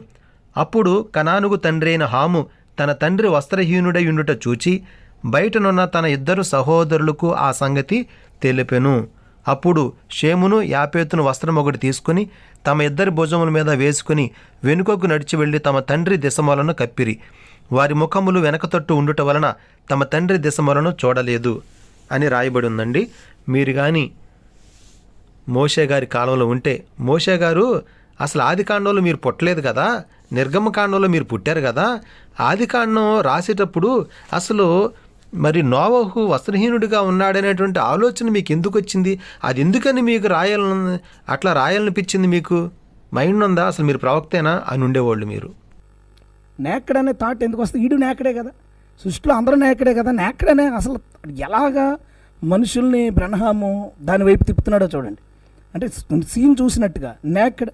అండ్ ఈ talked about the fruit in the midst, మధ్యలో ఉన్న పండు కోసం చెప్పాడట. ఇక్కడ చూడండి మళ్ళీ, ద మిడిస్ట్ మీన్స్ మిడిల్. తోట మధ్యలో ఉన్నదంటే మధ్యలో ఉన్న పండు కాదు, మిడిల్, మీరు అర్థం చేసుకోండి అన్నాడు. అంటే శరీరం మధ్యలో ఉన్న మర్మావయం గురించి మాట్లాడాడు. అది middle and so fourth. You understand అని అడుగుతున్నాడు జనాల్ని. వాళ్ళందరికీ అర్థమైపోతుంది కదా, ఎందుకు అర్థమవుతుంది? అండ్ ఈ సెడ్ నౌ ఇట్స్ ప్లెజెంట్. అది ఆమెకి చాలా బాగా అనిపించిందంట, చాలా బాగా అనిపించిందంట ఆ పని చేయడం. It's good to the eyes, చూడడానికి కూడా చాలా బాగా అనిపించిందంట. What did he do? ఇంకేం చేశాడు? He began making love to Eve. ఇంకాడు అవ్వను ప్రేమించడం మొదలుపెట్టాడట. And he lived with her as a husband. భర్తలాగా ఉండడం, భర్తలాగా ఆమెతో ఉండడం ప్రారంభించాడట. And she saw it was pleasant. అలా భర్తలాగా వాడితో శారీరకంగా కలిసి ఉండడం చాలా బాగుందని అనిపించిందంట. అనిపించి so she went and told her husband, వెళ్ళి తన భర్తకు చెప్పిందంట, ఇలాగ మనం కూడా ఉంటే ఎంత బాగుంటుందో తెలుసా, అది చాలా బాగుంటుందని చెప్పిందంట. అప్పుడు భర్త అడుగుతాడు కదా, ఇది నీకు ఎలా తెలుసని అది చెప్తే, బట్ షీ వాజ్, అప్పుడు భర్తతో కలిసి పడుకుందట. But she was already pregnant. అప్పటికే ఆవిడ గర్భవతి అయిపోయిందట వాడితో తిరిగి ప్రేమించి శారీరకంగా కలడం వల్ల.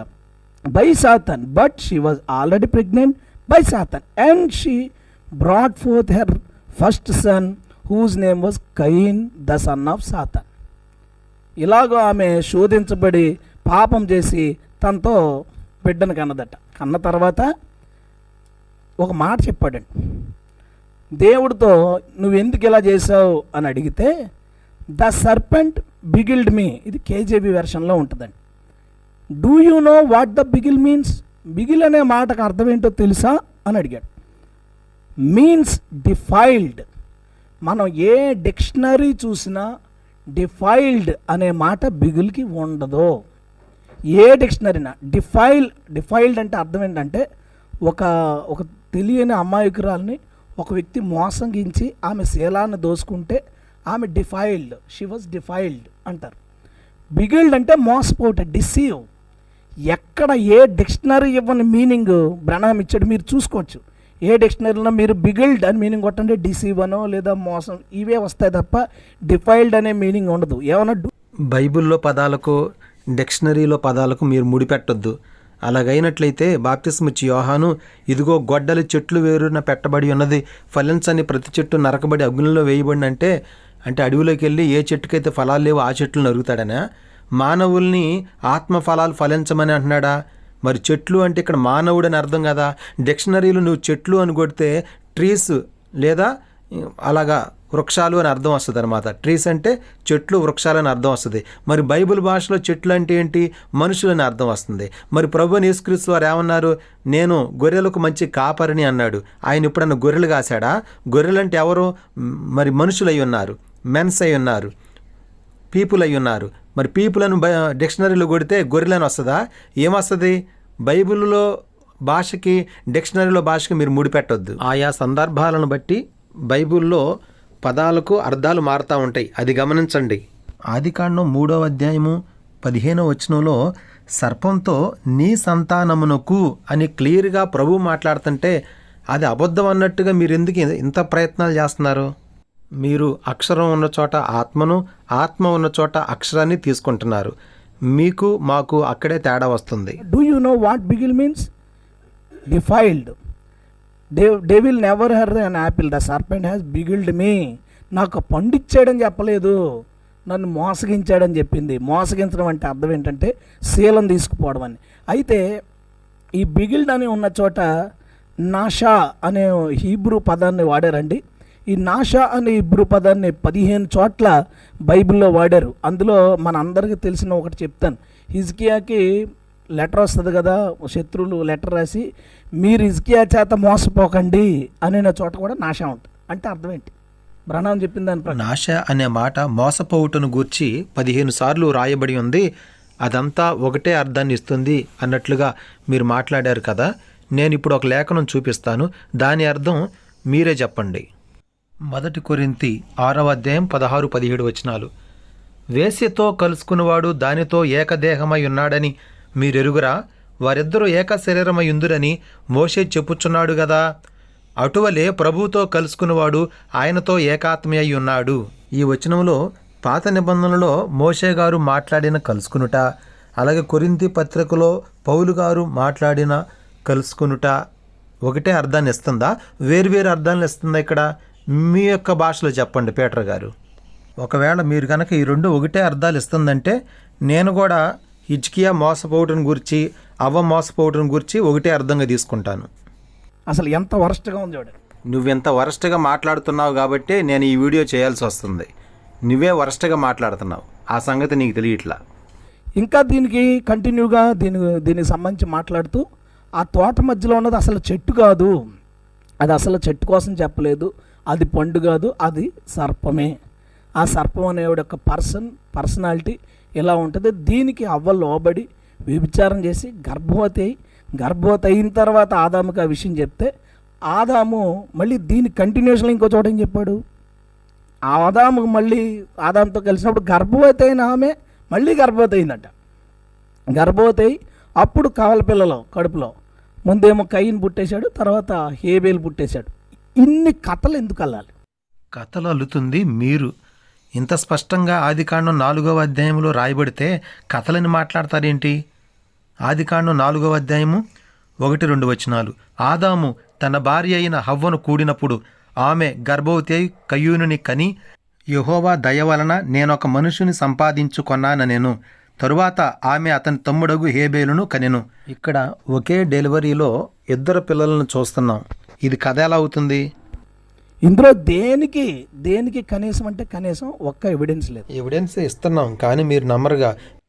ఆదికాండంలో సర్పం స్త్రీని మోసపుచ్చింది కాబట్టే లేవీకాండం 18-23 వచనంలో జంతువు స్త్రీని పొందినట్లు ఆమె దాని ఎదుట నిలవరాదు, అది విపరీతం అని రాయబడి ఉన్నది. నీకు మరొక ఎవిడెన్స్ ఇస్తున్నాను. A Brazilian mother gave birth to twins with different biological fathers. This rare phenomenon occurred because this 19-year-old girl indulged in sexual intercourse with 2 men on the same day. This has of course left doctors completely stunned. Even the girl is speechless. In fact, on the first birthday of her children, she decided to find out who the children's father was. She reached out to the man who she thought was the father, collected his DNA samples, but it matched with only one child. This curious girl then reached out to the other man who she was involved with that day, and his DNA samples matched with the other child. Now, doctors are of course quite shocked, and what's interesting here is that both these children, despite having different biological fathers, looked very similar. Maybe because of the same mother, of course. Doctors, as surprised as they are, say that this is not impossible. It's a 1 in a million phenomenon. ఈ వీడియోలో ఒక Brazilian women 2 వ్యక్తులతో ఒకేసారి గర్భం ధరించడం ద్వారా కవల పిల్లలను కన్నట్లుగా చెబుతున్నారు. వారి యొక్క పిల్లల యొక్క డిఎన్ఏని పరీక్షించినప్పుడు ఆ 2 పిల్లల యొక్క తండ్రులు వేరువేరని అక్కడ చెప్పబడతా ఉంది. కాబట్టి డాక్టర్లు సైతం ఆశ్చర్యపోయారంట. ఇది 10 లక్షల్లో ఒకరికి జరిగే అవకాశం ఉందని ఒక డాక్టర్ గారు చెప్తున్నారు. ఇది కూడా మీకు ఎవిడెన్స్గా తీసుకోండి.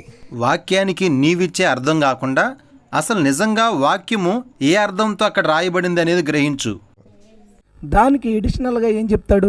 దానికి సంబంధించిన ఎవిడెన్సెస్ అన్నీ ఉన్నాయి. ఎడిషనల్గా ఏం చెప్తాడంటే వంశావళిలో, ఆదాము వంశావళిలో కయ్యేను పేరు ఎందుకు ఎక్కడ రాయబడలేదు? ఆదాము వంశావళిలో కయ్యూను యొక్క పేరు ఎందుకు రాయబడలేదంటే కయ్యూను సర్పసంతానం కాబట్టి. అందుకని ఇక్కడ మనం చూసినట్టయితే ఆదికాండం 4వ అధ్యాయం 4వ వచనంలో యెహోవా హేబేలును అతని అర్పణను లక్ష్యపెట్టెను, కయ్యూనును అతని అర్పణను ఆయన లక్ష్య పెట్టలేదు.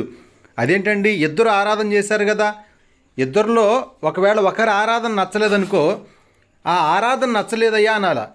కయ్యూనుని అంగీకరించి అతని అర్పణను అంగీకరించకూడదు. కానీ ఇక్కడ 5వ వచనంలో ఏమని రాయబడుతుంది? కయ్యూనును అతని అర్పణను ఆయన లక్ష్య పెట్టలేదు. కయ్యూనును కూడా ఆయన లక్ష్య పెట్టలేదంట.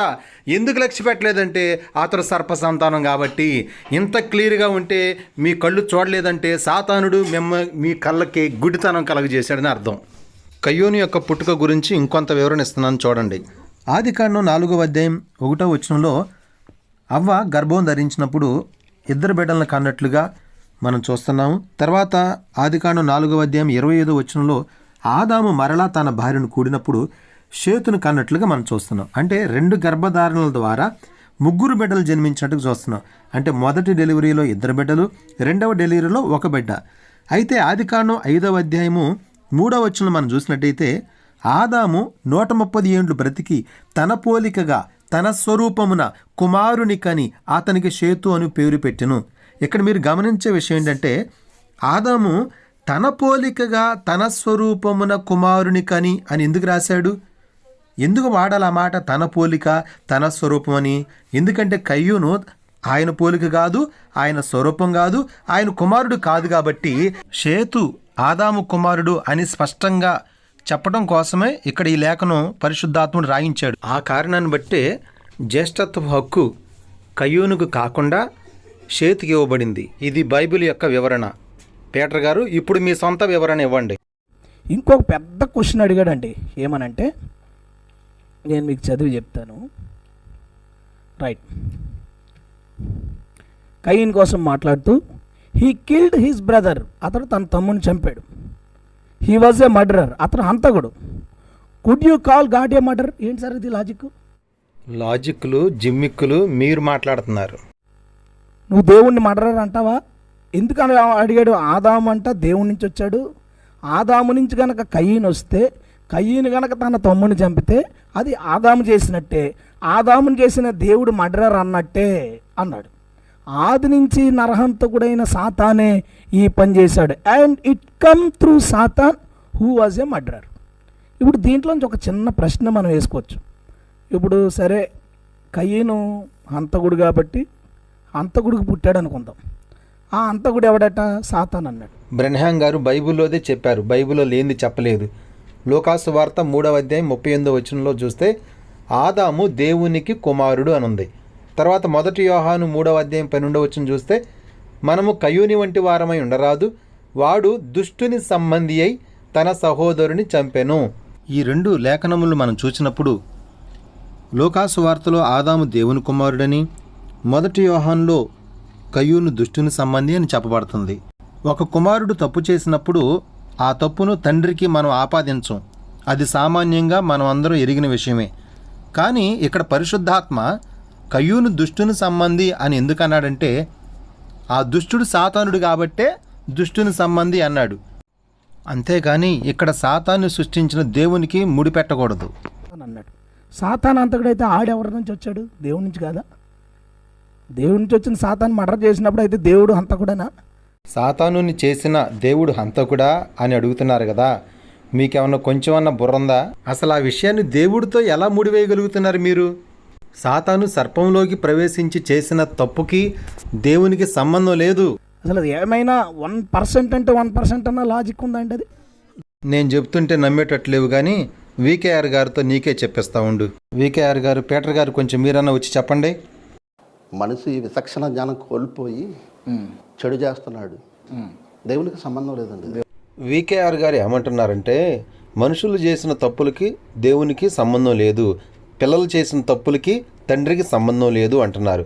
కానీ ఇక్కడ 1 యోహాను 3:12లో కయ్యూను దుష్టుని సంబంధి అనుంది. అంటే కయ్యూను చేసిన హత్యకు, కయ్యూనులో ఉన్నటువంటి దుష్టత్వానికి, కయ్యూని యొక్క తిరుగుబాటుకు తండ్రికి సంబంధం ఉంది అంటున్నాడు. ఇప్పుడు మీ మాటలు నమ్మాలా, దేవుని యొక్క వాక్యాన్ని తీసుకోవాలా? దేవుడికి సంబంధం లేదు. మరి సృష్టి అంతా అగమాం అవుతున్నప్పుడు దేవుడు రావాల్సిన అవసరం ఉంటుంది కదా. అదే అంటున్నానండి, మనిషికి విచక్షణ జ్ఞానం ఇచ్చాడు, మంచిగా బ్రతకండి అన్నాడు. మనుషులు అన్నప్పుడు మనుషులు విచక్షణ జ్ఞానం కోల్పోయి తప్పుదోవలో పోతున్నప్పుడు దేవుడు కాపాడాల్సినటువంటి బాధ్యత యేసుక్రీస్తు పైన ఉందా లేదా? ఖచ్చితంగా. ఇప్పుడు ఒక తండ్రి ఉన్నాడండి, తన పిల్లలు బాగుండాలని కోరుకుంటాడు, చెడిపోవాలని కోరుకోడు. అందులో ఒకడు చెడిపోయాడు, అది తండ్రి కారకుడు కాదు. ఒక కొడుకు తండ్రి ఆ బాగు చేసుకోవడానికి ప్రయత్నం చేస్తాడు. ఒక కొడుకు తండ్రి దేవుడు కాదు. కొడుకుని బాగా కొడుకు మంచిదారిలో తండ్రి దేవుడు కాదు. నడిపించుకోవాలని- ఒక కొడుకుకు తండ్రి దేవుడు కాదు. ఒక కొడుకుకు తండ్రి మాత్రమే. ఉదాహరణగా దేవుడు- మీకు చెప్పాను. దేవుడు ఒక కాదు. ఉదాహరణగా చెప్పాను. దేవుడికి తండ్రికి చాలా తేడా ఉంటుంది కదా. అదే నేను ఏమంటున్నానంటే, ఏ తండ్రి అయినా తన పిల్లలు మంచిగా బ్రతకాలని చూస్తాడు. అలాగే దేవుడు మనకు తండ్రి, మనల్ని సృష్టించిన వాడు అనుకుంటే మనం మంచిగా బ్రతకాలని కోరుకున్నాడు. వాడు చెడిపోయినప్పుడు దేవుడు కారకుడు కాదు. వాడు మరలా దేవుని దగ్గరికి వస్తే, దేవుని వైపుకి తిరిగితే, తండ్రి వైపుకి తిరిగితే తండ్రి మార్చుకుంటాడు. ముందు అతడు తిరగాలి కదా. మర మనుషుల్లాగా దేవుడు చేయలేదు. కీ ఇచ్చి మళ్ళీ తన వైపు ఇలా తిప్పుకోవాలని అనుకోడు దేవుడు. మనం తిరిగినప్పుడు ఆయన మారుతుంది. అంటే ఈ సృష్టి కారణమే యేసుక్రీస్తు అయినప్పుడు తిప్పుకోగలిగే శక్తి కూడా దేవుడికి ఉండాలి కదా, క్రీస్తుకు ఉండాలి కదా, యేసుకు ఉండాలి కదా. అవును, సృష్టిని చేసినవాడు దేవుడు, ఈ సృష్టిలో మనుషులు చేసినవాడు దేవుడు, ఆ మనుషుల మన ఒక జ్ఞానం పెట్టినవాడు దేవుడు, ఇలా బ్రతకండి అని చెప్పినవాడు దేవుడు. మనుషులు చేసే ప్రతి తప్పుకి దేవుడికి సంబంధం లేదు. దేవుడు నడిపించాలి ఇలాగని మాత్రం అసలు ఎక్కడ మాట్లాడుకోవడానికి బాగుందండి. ఇప్పుడు నా కుమారుణ్ణో లేదా నా కూతురునో ఒక మంచి చేస్తే నేను ఇంకా ఎంకరేజ్ చేస్తాను. అది చెడు చేస్తే ఎంకరేజ్ చేయను, శిక్షిస్తా, విడిచిపెట్టేస్తా, మాట అనలేదు విడిచిపెట్టేస్తా. అలాగే దేవునికి ఒక తండ్రి లాంటి మనసే కదండి. ఇప్పుడు ఆయన ఒక మంచి మార్గంలో ప్రయాణిస్తున్నప్పుడు, అరే మంచి మార్గంలో ప్రయాణిస్తున్నాడు, అతన్ని బ్లెస్ చేశాడు. దాన్ని విడిచిపెట్టి పక్కకి వెళ్ళిపోయినప్పుడు దేవుడు విడిచిపెట్టేస్తాడండి. అక్కడ కయ్యూను దుష్టుని కుమారుడు, సాతాను కుమారుడు అని అర్థం. ఆల్రెడీ ఇందాక క్రాంతి కుమార్ గారు చెప్పారు, చీకటి సాతాన్లోకి ప్రవేశించి పాపం చేపిస్తుంది, హత్యలు చేపిస్తుంది, వ్యభిచారం చేపిస్తుంది అని క్రాంతి కుమార్ గారు చెప్పారు. మరొకసారి మీరు వినండి. చీకటి దేనికి కావాలంటే పాపం చేయడానికి కావాలి. చీకటి దేనికి కావాలంటే తప్పుడు పనులు చేయడానికి కావాలి, దొంగతనం చేయడానికి కావాలి, ఆ వ్యభిచారం చేయడానికి కావాలి, నరహత్య చేయడానికి కావాలి. ఇటువంటి క్రూర బయట అంటే చీకటి కార్యాలకు చీకటి కావాలి. మనుషులకు సాధారణమైన జీవితానికి ఏం కావాలంటే వెలుగు కావాలి. ఈ రోజున మనం దేవుడిని ఎందుకు నమ్ముకోవాలంటే మనం వెలుగు సంబంధులు గనక. పీటర్ గారు, ఇప్పుడు మీ సొంత తర్జుమా చెప్పండి. అండ్ ఈ వంశావళి విషయానికి వస్తే ఆదాం వంశావళి ఏదనగా అని మనం ఆదికాండం 5వ అధ్యాయంలో చూసినప్పుడు ఆదాము వంశావళి అనే విషయం చెప్పినప్పుడు దానిలో దేవుడు ఆదాము సృష్టించి మొదటి వచనం నుంచి మగవాని కానీ ఆడదాన్ని కానీ సృష్టించాడు. 130 ఏండ్లు బ్రతికి తన పోలికగా తన స్వరూపమున కుమారుని కానీ అతనికి షేత్ అని పేరు పెట్టెను. మరి హనోక్ లేడు కదా ఇక్కడ. ఇది ఆదాము వంశావళి గ్రంథం కాబట్టి ఇందులో జ్యేష్ఠత్వపు హక్కు కలిగిన వారి పేర్లు మాత్రమే వ్రాయబడ్డాయి. హనోకు పేరు ఇక్కడ వ్రాయబడదు, ఎందుకంటే మనవడు కాబట్టి. అసలు ఆదాము మనవడే కాదు హనోకు. హనోకు గురించి ఎత్తుతాయండి మళ్ళీ. కయ్యూను ఆ సమయానికి బతికే ఉన్నాడు. కయ్యూను గనక ఆదాము కుమారుడై ఉన్నట్లయితే ఖచ్చితంగా జ్యేష్ఠత్వపు హక్కు కొరకు ఇక్కడ కయ్యూని పేరు రాయబడి ఉండాలి. కానీ కయ్యూని పేరు రాయబడలేదు. కానీ తర్వాత హక్కు ఎవరికి వస్తుందంటే హేబేలుకు వస్తుంది. హేబేలు చనిపోయాడు కాబట్టి ఆ హక్కుని షేత్కి ఇచ్చారు. నువ్వు ఒప్పుకున్నా ఒప్పుకోకపోయినా ఆదికాండం 5వ అధ్యాయము జ్యేష్ఠత్వపు హక్కు కలిగినటువంటి కుమారుల వంశావళి గ్రంథం. ఇక మొదలుపెట్టు నీ సొంత తర్జుమా. హనోక్ లేడు కదా ఇక్కడ. అయితే హనోక్ కూడా దేవుని సంతానం కాదా? మీరిక్కడ ఏ హనోకు గురించి మాట్లాడుతున్నారు? కయ్యూను కుమారుడు హనోక్ గురించి మాట్లాడుతున్నారా? యెరెదు కుమారుడు హనోక్ గురించి మాట్లాడుతున్నారా? కయ్యూను కుమారుడైన హనోక్కి ఆదాముకి సంబంధం లేదు, కానీ యెరెదు కుమారుడైన హనోక్కి సంబంధం ఉంది. అసలు ఎక్కడికి వెళ్తుంది వంశావళి అనే దాని యొక్క గోల్ ఏంటి? దేవుడు ఎక్కడైనా ఒక వంశావళి రాస్తుంటే దేనికోసం రాయిస్తున్నాడు? మీకు చాలా సింపుల్గా అర్థం అవ్వడానికి మత్తయి సువార్త 1వ అధ్యాయం 1వ వచనంలో అబ్రహాం కుమారుడు దావీదు కుమారుడు యేసు వంశావళి అని మొదలుపెట్టాడు. అబ్రహాం ఇస్సాకును కనెను. ఇస్మాయిల్ కలదా అంటే ఇస్మాయిల్ సర్పానికి పుట్టాడు అందామా? సరే పక్కనెట్టండి. యాకోబును కనెను. యాకోబు యోధను. ఇస్సాకు యాకోబును కన్నాడు. యాసవును కనలేదా? యాసవు పేరు ఎందుకు లేదు ఇక్కడ? అక్కడి నుంచి వెళతాంటే ప్రతి ఒక్కడి భార్య దగ్గరికి సర్పం వెళ్ళిందని చెప్పాలి. ఇక అవ్వ విషయంలో జరిగిన కార్యాన్ని ప్రతిదానికి నువ్వు ముడిపెడుతున్నావంటే వాక్యాన్ని వంకర చేస్తున్నందుకు జాగ్రత్త, దేవుని ఉగ్రత వస్తుంది. జాగ్రత్త. వంశావళి ఎవరిది? యేసుక్రీస్తుది. యేసుక్రీస్తు వంశావళి చెప్పడానికి ఎక్కడికి వెళ్ళాలి? యోసేపు దగ్గరికి వెళ్ళాలి. యోసేపు దగ్గరికి వెళ్ళాలంటే అన్నదమ్ములు అక్క చెల్లెళ్ళు లెక్కయ్యండి. కరెక్ట్గా ఏ లైన్లోంచి వెళ్తే యోసేపు దగ్గరికి వెళ్తామో ఆ లైన్ దగ్గరికి వెళ్తాం. మత్తయి సువార్త 1వ అధ్యాయం చదువుతున్నావు కదా, మరి ఇక్కడ ఆదాము వంశావళి గ్రంథం ఏది? ఇది వంశావళి లెక్కించే విధానం అండి. సేమ్ ఇక్కడ నువ్వు చెప్పిన విధానంలో లెక్కించాల్సిన పని మాకు లేదు. బైబిల్ ఏ విధానంలో చెప్పిందో ఆ విధానంలోనే మేము నమ్ముతాం. అయినా మీకు అలవాటేగా మీరు చెప్పిందే మేము నమ్మాలని. ఇక్కడ ఆదికాండం 5వ అధ్యాయంలో ఇక్కడ వంశావళి ఎవరిది చెప్తున్నాడు? నోవాహును కనెను లెమేకు 31వ వచనంలో లెమేకు దినములనియు 770 ఏండ్లు అతడు మృతి పొందెను. నోవా 500 ఏళ్ళు గలవాడే షేమును ఆమెను యాపెతును కనెను. ఇక్కడ ఎక్కడికి తీసుకెళ్ళాలనుకుంటున్నాడు? వరుసనే తీసుకెళ్ళి నోవాహు దగ్గరికి తీసుకెళ్ళాలనుకుంటున్నాడు. నోవాహు దగ్గరికి తీసుకెళ్ళాలంటే నోవా తండ్రి, వాళ్ళ తండ్రి, వాళ్ళ తండ్రి. ఇంకో మాట కూడా, ఆదాము షేతును కన్న తర్వాత కుమారుల్ని కుమార్తెలను కనెను అని ఉంది. మరి వాళ్ళ పేర్లు ఎందుకు లేవు? వాళ్ళ పేర్లు ఎందుకు లేవంటే అది వంశావళి గ్రంథం. వంశావళి గ్రంథంలో జ్యేష్ఠత్వపు హక్కు కలిగిన కుమారుల పేర్లే రాయబడతాయి. ఆ మాత్రం ఇంగిత జ్ఞానం లేదా? అంటే వాళ్ళు ఎవరికి పుట్టారు? అసలు వంశావళి లెక్కలో అంతమంది అన్నదమ్ములు అక్క చెల్లెళ్ళు ఎవ్వరు ఉండరండి. ఇప్పుడు నాకు వంశావళి గ్రంథంలో అన్నదమ్ములు అక్క చెల్లెండ్రు ఉండరు అని మీరు ఒప్పుకున్నారు. అంటే ఎవరుంటారు? జ్యేష్ఠత్వపు హక్కు కలిగిన పెద్ద కుమారుల యొక్క పేర్లు రాస్తారు. ఆదికాండం 5వ అధ్యాయంలో అదే కదా రాసింది. అదేమో నువ్వు నమ్మవో? నా మనవడు ఇన్ని జనరేషన్లో మా నాన్నగారికి నా మనవడికి నా కొడుక్కి అంటే మధ్యలో ఒక జనరేషనే. మేము 4 అన్నదమ్ములు, అంత మాత్రం 4 జనరేషన్లు కాదు. నా కొడుకు వంశావళి లెక్కాలనుకున్నప్పుడు నా పేరు వస్తుంది, మా నాన్నగారి పేరు వస్తుంది. ఇది వంశావళి లెక్కించే విధానం అండి. దానికి అసలు కయ్యంతో ఏ సంబంధం ఉంటుంది? ఇప్పుడే కదయ్యా నువ్వు చెప్పావు ఇంటికి పెద్ద కుమారుడికి జ్యేష్ఠత్వ హక్కు వస్తుందని. మళ్ళీ కయ్యూనికి ఏం సంబంధం అంటావేంటి? ఆదాము యొక్క పెద్ద కుమారుడు కయ్యూనైతే కయ్యూని పేరు అక్కడ రాయబడాలి కదా. అక్కడ రాయబడలేదంటే కయ్యూని కుమారుడు కాదనే అర్థం. కయ్యూని దుష్టుని సంబంధాన్ని బైబిల్లో రాయబడి ఉందిగా. ఆదికాండం 5వ అధ్యాయం ఆదాము వంశావళిలో కయ్యూని పేరు లేదు. మత్తయి సువార్త 1వ అధ్యాయంలో కయ్యూని పేరు లేదు. లోకాసు వార్త 3వ అధ్యాయంలో ఆ వంశావళిలో కూడా కయ్యూని పేరు లేదు. ఇందుని బట్టి చెప్పొచ్చు కయ్యూను దుష్టుని సంబంధి, ఆదాము కుమారుడు కాదు అని. కయ్యంతో ఏ సంబంధం లేనిది తీసుకొచ్చి ఈ వంశావళి లెక్కలోకి చేర్చి జనాల్ని ఎంతగా దాని గురించి వీళ్ళు యోచించేసుకుని ఎందుకు కయ్యని పేరు లేదు, ఎందుకు కయ్యని పేరు లేదంటే కయ్యన్ నుంచి వచ్చినోడు గురించి రాయట్లా. ఇక్కడ ప్లాన్ ఏంటంటే నోవాహు గురించి. నోవాహు ద్వారా జలప్రలయం వచ్చింది. ఆ జలప్రలయం గురించి మాట్లాడాలనుకుంటున్నాడు కాబట్టి ఇలాగ వెళ్ళి నోవాహు. మరి ఇందులో ఎంతోమంది పేర్లు, ఒక్కొక్కడి కొడుకే కానీ ప్రతి ఒక్కరికి షేతు 800 ఏళ్ళు బతికి కుమారులను కుమార్తెలు కన్నా వాళ్ళ పేర్లు ఎందుకు రాయలేదు? అసలు అది కాదు రాయాల్సిన విషయం, అది కాదు. అందుకే ఆదాము మొదలుకొని 7వ వాడైన హనోకు అంటే అప్పటికి 7గురే ఉన్నారా భూమి మీద? ఆదాము మొదలుకొని 7వ వాడైన హనోకు అంటే ఆదాము, షేతు, అక్కడి నుంచి వంశావళి వెళ్ళిపోతుంది. షేతు, ఇనోషు, కెయినా, మహలేలు, ఎరదు, హానుకు. మీరు చదువుతుంది మీరు గ్రహిస్తున్నారో లేదో నాకు తెలియదు కానీ ఈ యొక్క ఆదికాండం 5వ అధ్యాయంలో అందరి పేర్లు జ్యేష్ఠ కుమారుల పేర్లు రాయబడ్డాయి. అంటే షేతు యొక్క జ్యేష్ఠ కుమారుడు ఎనోషు, ఎనోషు జ్యేష్ఠ కుమారుడు కెయినాను, కెయినాను జ్యేష్ఠ కుమారుడు మహలేలు, మహలేలు జ్యేష్ఠ కుమారుడు ఎరేదు, ఎరేదు జ్యేష్ఠ కుమారుడు హనోకు. మరి ఆదాము జ్యేష్ఠ కుమారుడు కూడా కయ్యూను రావాలి. కానీ ఎందుకు షేతుకి ఇచ్చాడు? ఒకవేళ కయ్యూనే జ్యేష్ఠ కుమారుడు అయితే ఇవ్వాలి కదా. మరి షేతు నుండి ఎందుకని అందరికీ జ్యేష్ఠత్వ హక్కు పెద్ద కుమారుడికి ఇచ్చుకుంటూ వచ్చారు? అందరూ వారి వారి పెద్ద కుమారుల పేర్లు రాశారు. మరి ఆదాము దగ్గరకు వచ్చేటప్పటికి ఆదాము యొక్క పెద్ద కుమారుడైన కయ్యూని పేరు ఎందుకు రాయలేదు? ఎందుకంటే ఆదాము యొక్క పెద్ద కుమారుడు కయ్యూను కాదు. ఆదాము యొక్క కుమారుడు షేతు, తన పోలికలో తన స్వరూపమున కన్న వ్యక్తి. కరెక్ట్గా 7 వాడు వస్తాడు.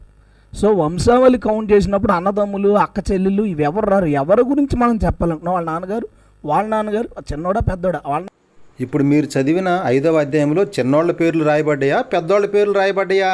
ఏం మాట్లాడుతున్నారు మీరు?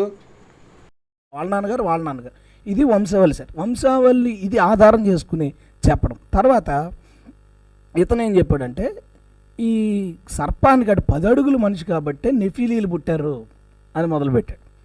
అటు 10 అడుగులు కాబట్టే పుట్టినోళ్ళు బలవంతులు అన్నారు కానీ నెఫీలీలు 10 అడుగులని ఎవరు చెప్పారు? బలవంతులు వాళ్ళు భూమి మీద. ఎందుకంటే రోడ్ల మీద తిరిగారు. వాళ్ళు కయ్యని దేవుడు పట్టించుకోలే. దేశదిమ్మరులుగా తిరిగిన వాళ్ళు. ఇప్పుడు మన పిల్లలు ఇక్కడి నుంచి అక్కడ పరిగెడితే అలసిపోయి కింద ఉండిపోతారు. రోడ్డు మీద తిరిగే పిల్లలు వాళ్ళు ఎంత బలంగా ఉంటారంటే వాళ్ళు. మన పిల్లలు 10 మందిని కొడతాడు ఒకడు. నెఫీలీలు బలవంతులు, ఎందుకంటే దేవుడు వదిలేసాడు వాళ్ళు. మత్తయి సువార్త 7వ అధ్యాయం 10వ వచనం ప్రకారం మీరు చెడ్డవారై ఉండియు మీ పిల్లలకు మంచి ఈవులను ఇయ్యని ఎరిగి ఉండగా పరలోకమందున్న మీ తండ్రి తన్ను అడుగువారికి అంతకంటే ఎంతో నిశ్చయముగా మంచి ఈవులను ఇచ్చును అని వ్రాయబడి ఉంది. ఒకవేళ నెఫీలీలు గనక వాళ్ళు దేవుని పిల్లలు అయ్యున్నట్లయితే దేవుడు విడిచిపెట్టడు. ఎందుకంటే మనం చెడ్డవారయ్యుండి మన పిల్లలను మనం విడిచిపెట్టం కదా. దేవుడు నెఫీలుల్ని విడిచిపెట్టాడు అంటే వారు దేవుని పిల్లలు కారు అని అర్థం. వాళ్ళు మూర్ఖంగా దెబ్బలాటలతో వాళ్ళు రౌడీజంగా పెరిగారు కాబట్టి వాళ్ళు అట్లా ఉన్నారు.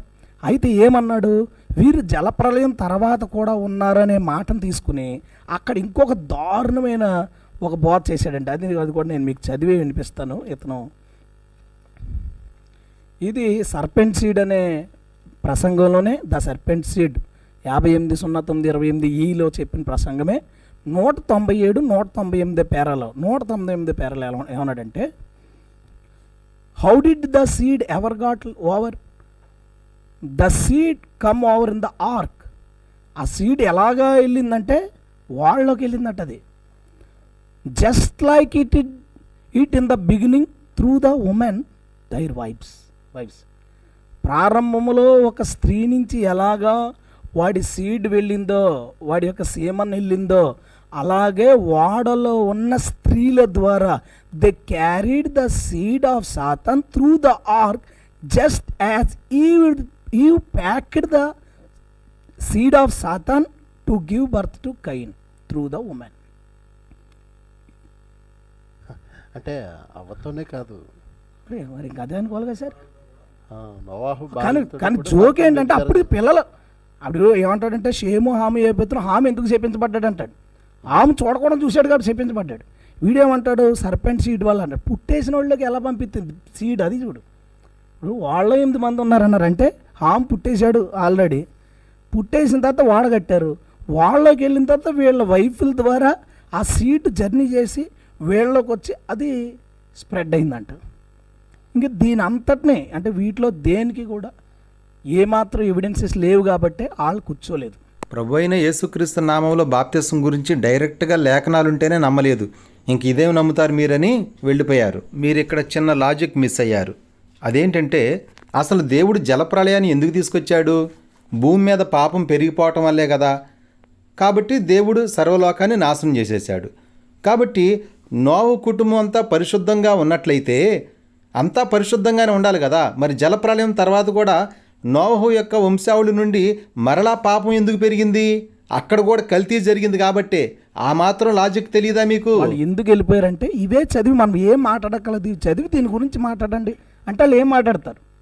ఎక్కడి నుంచి ఈ ఒక్క వచనం అన్నా తీయగలరా? ఒక్క వచనం కాదు, 10 వచనాలు మీకు చూపించినా మీరు నమ్మరు. మీ తండ్రి యొక్క అపవాది మీ కన్నులు మూసేశాడు.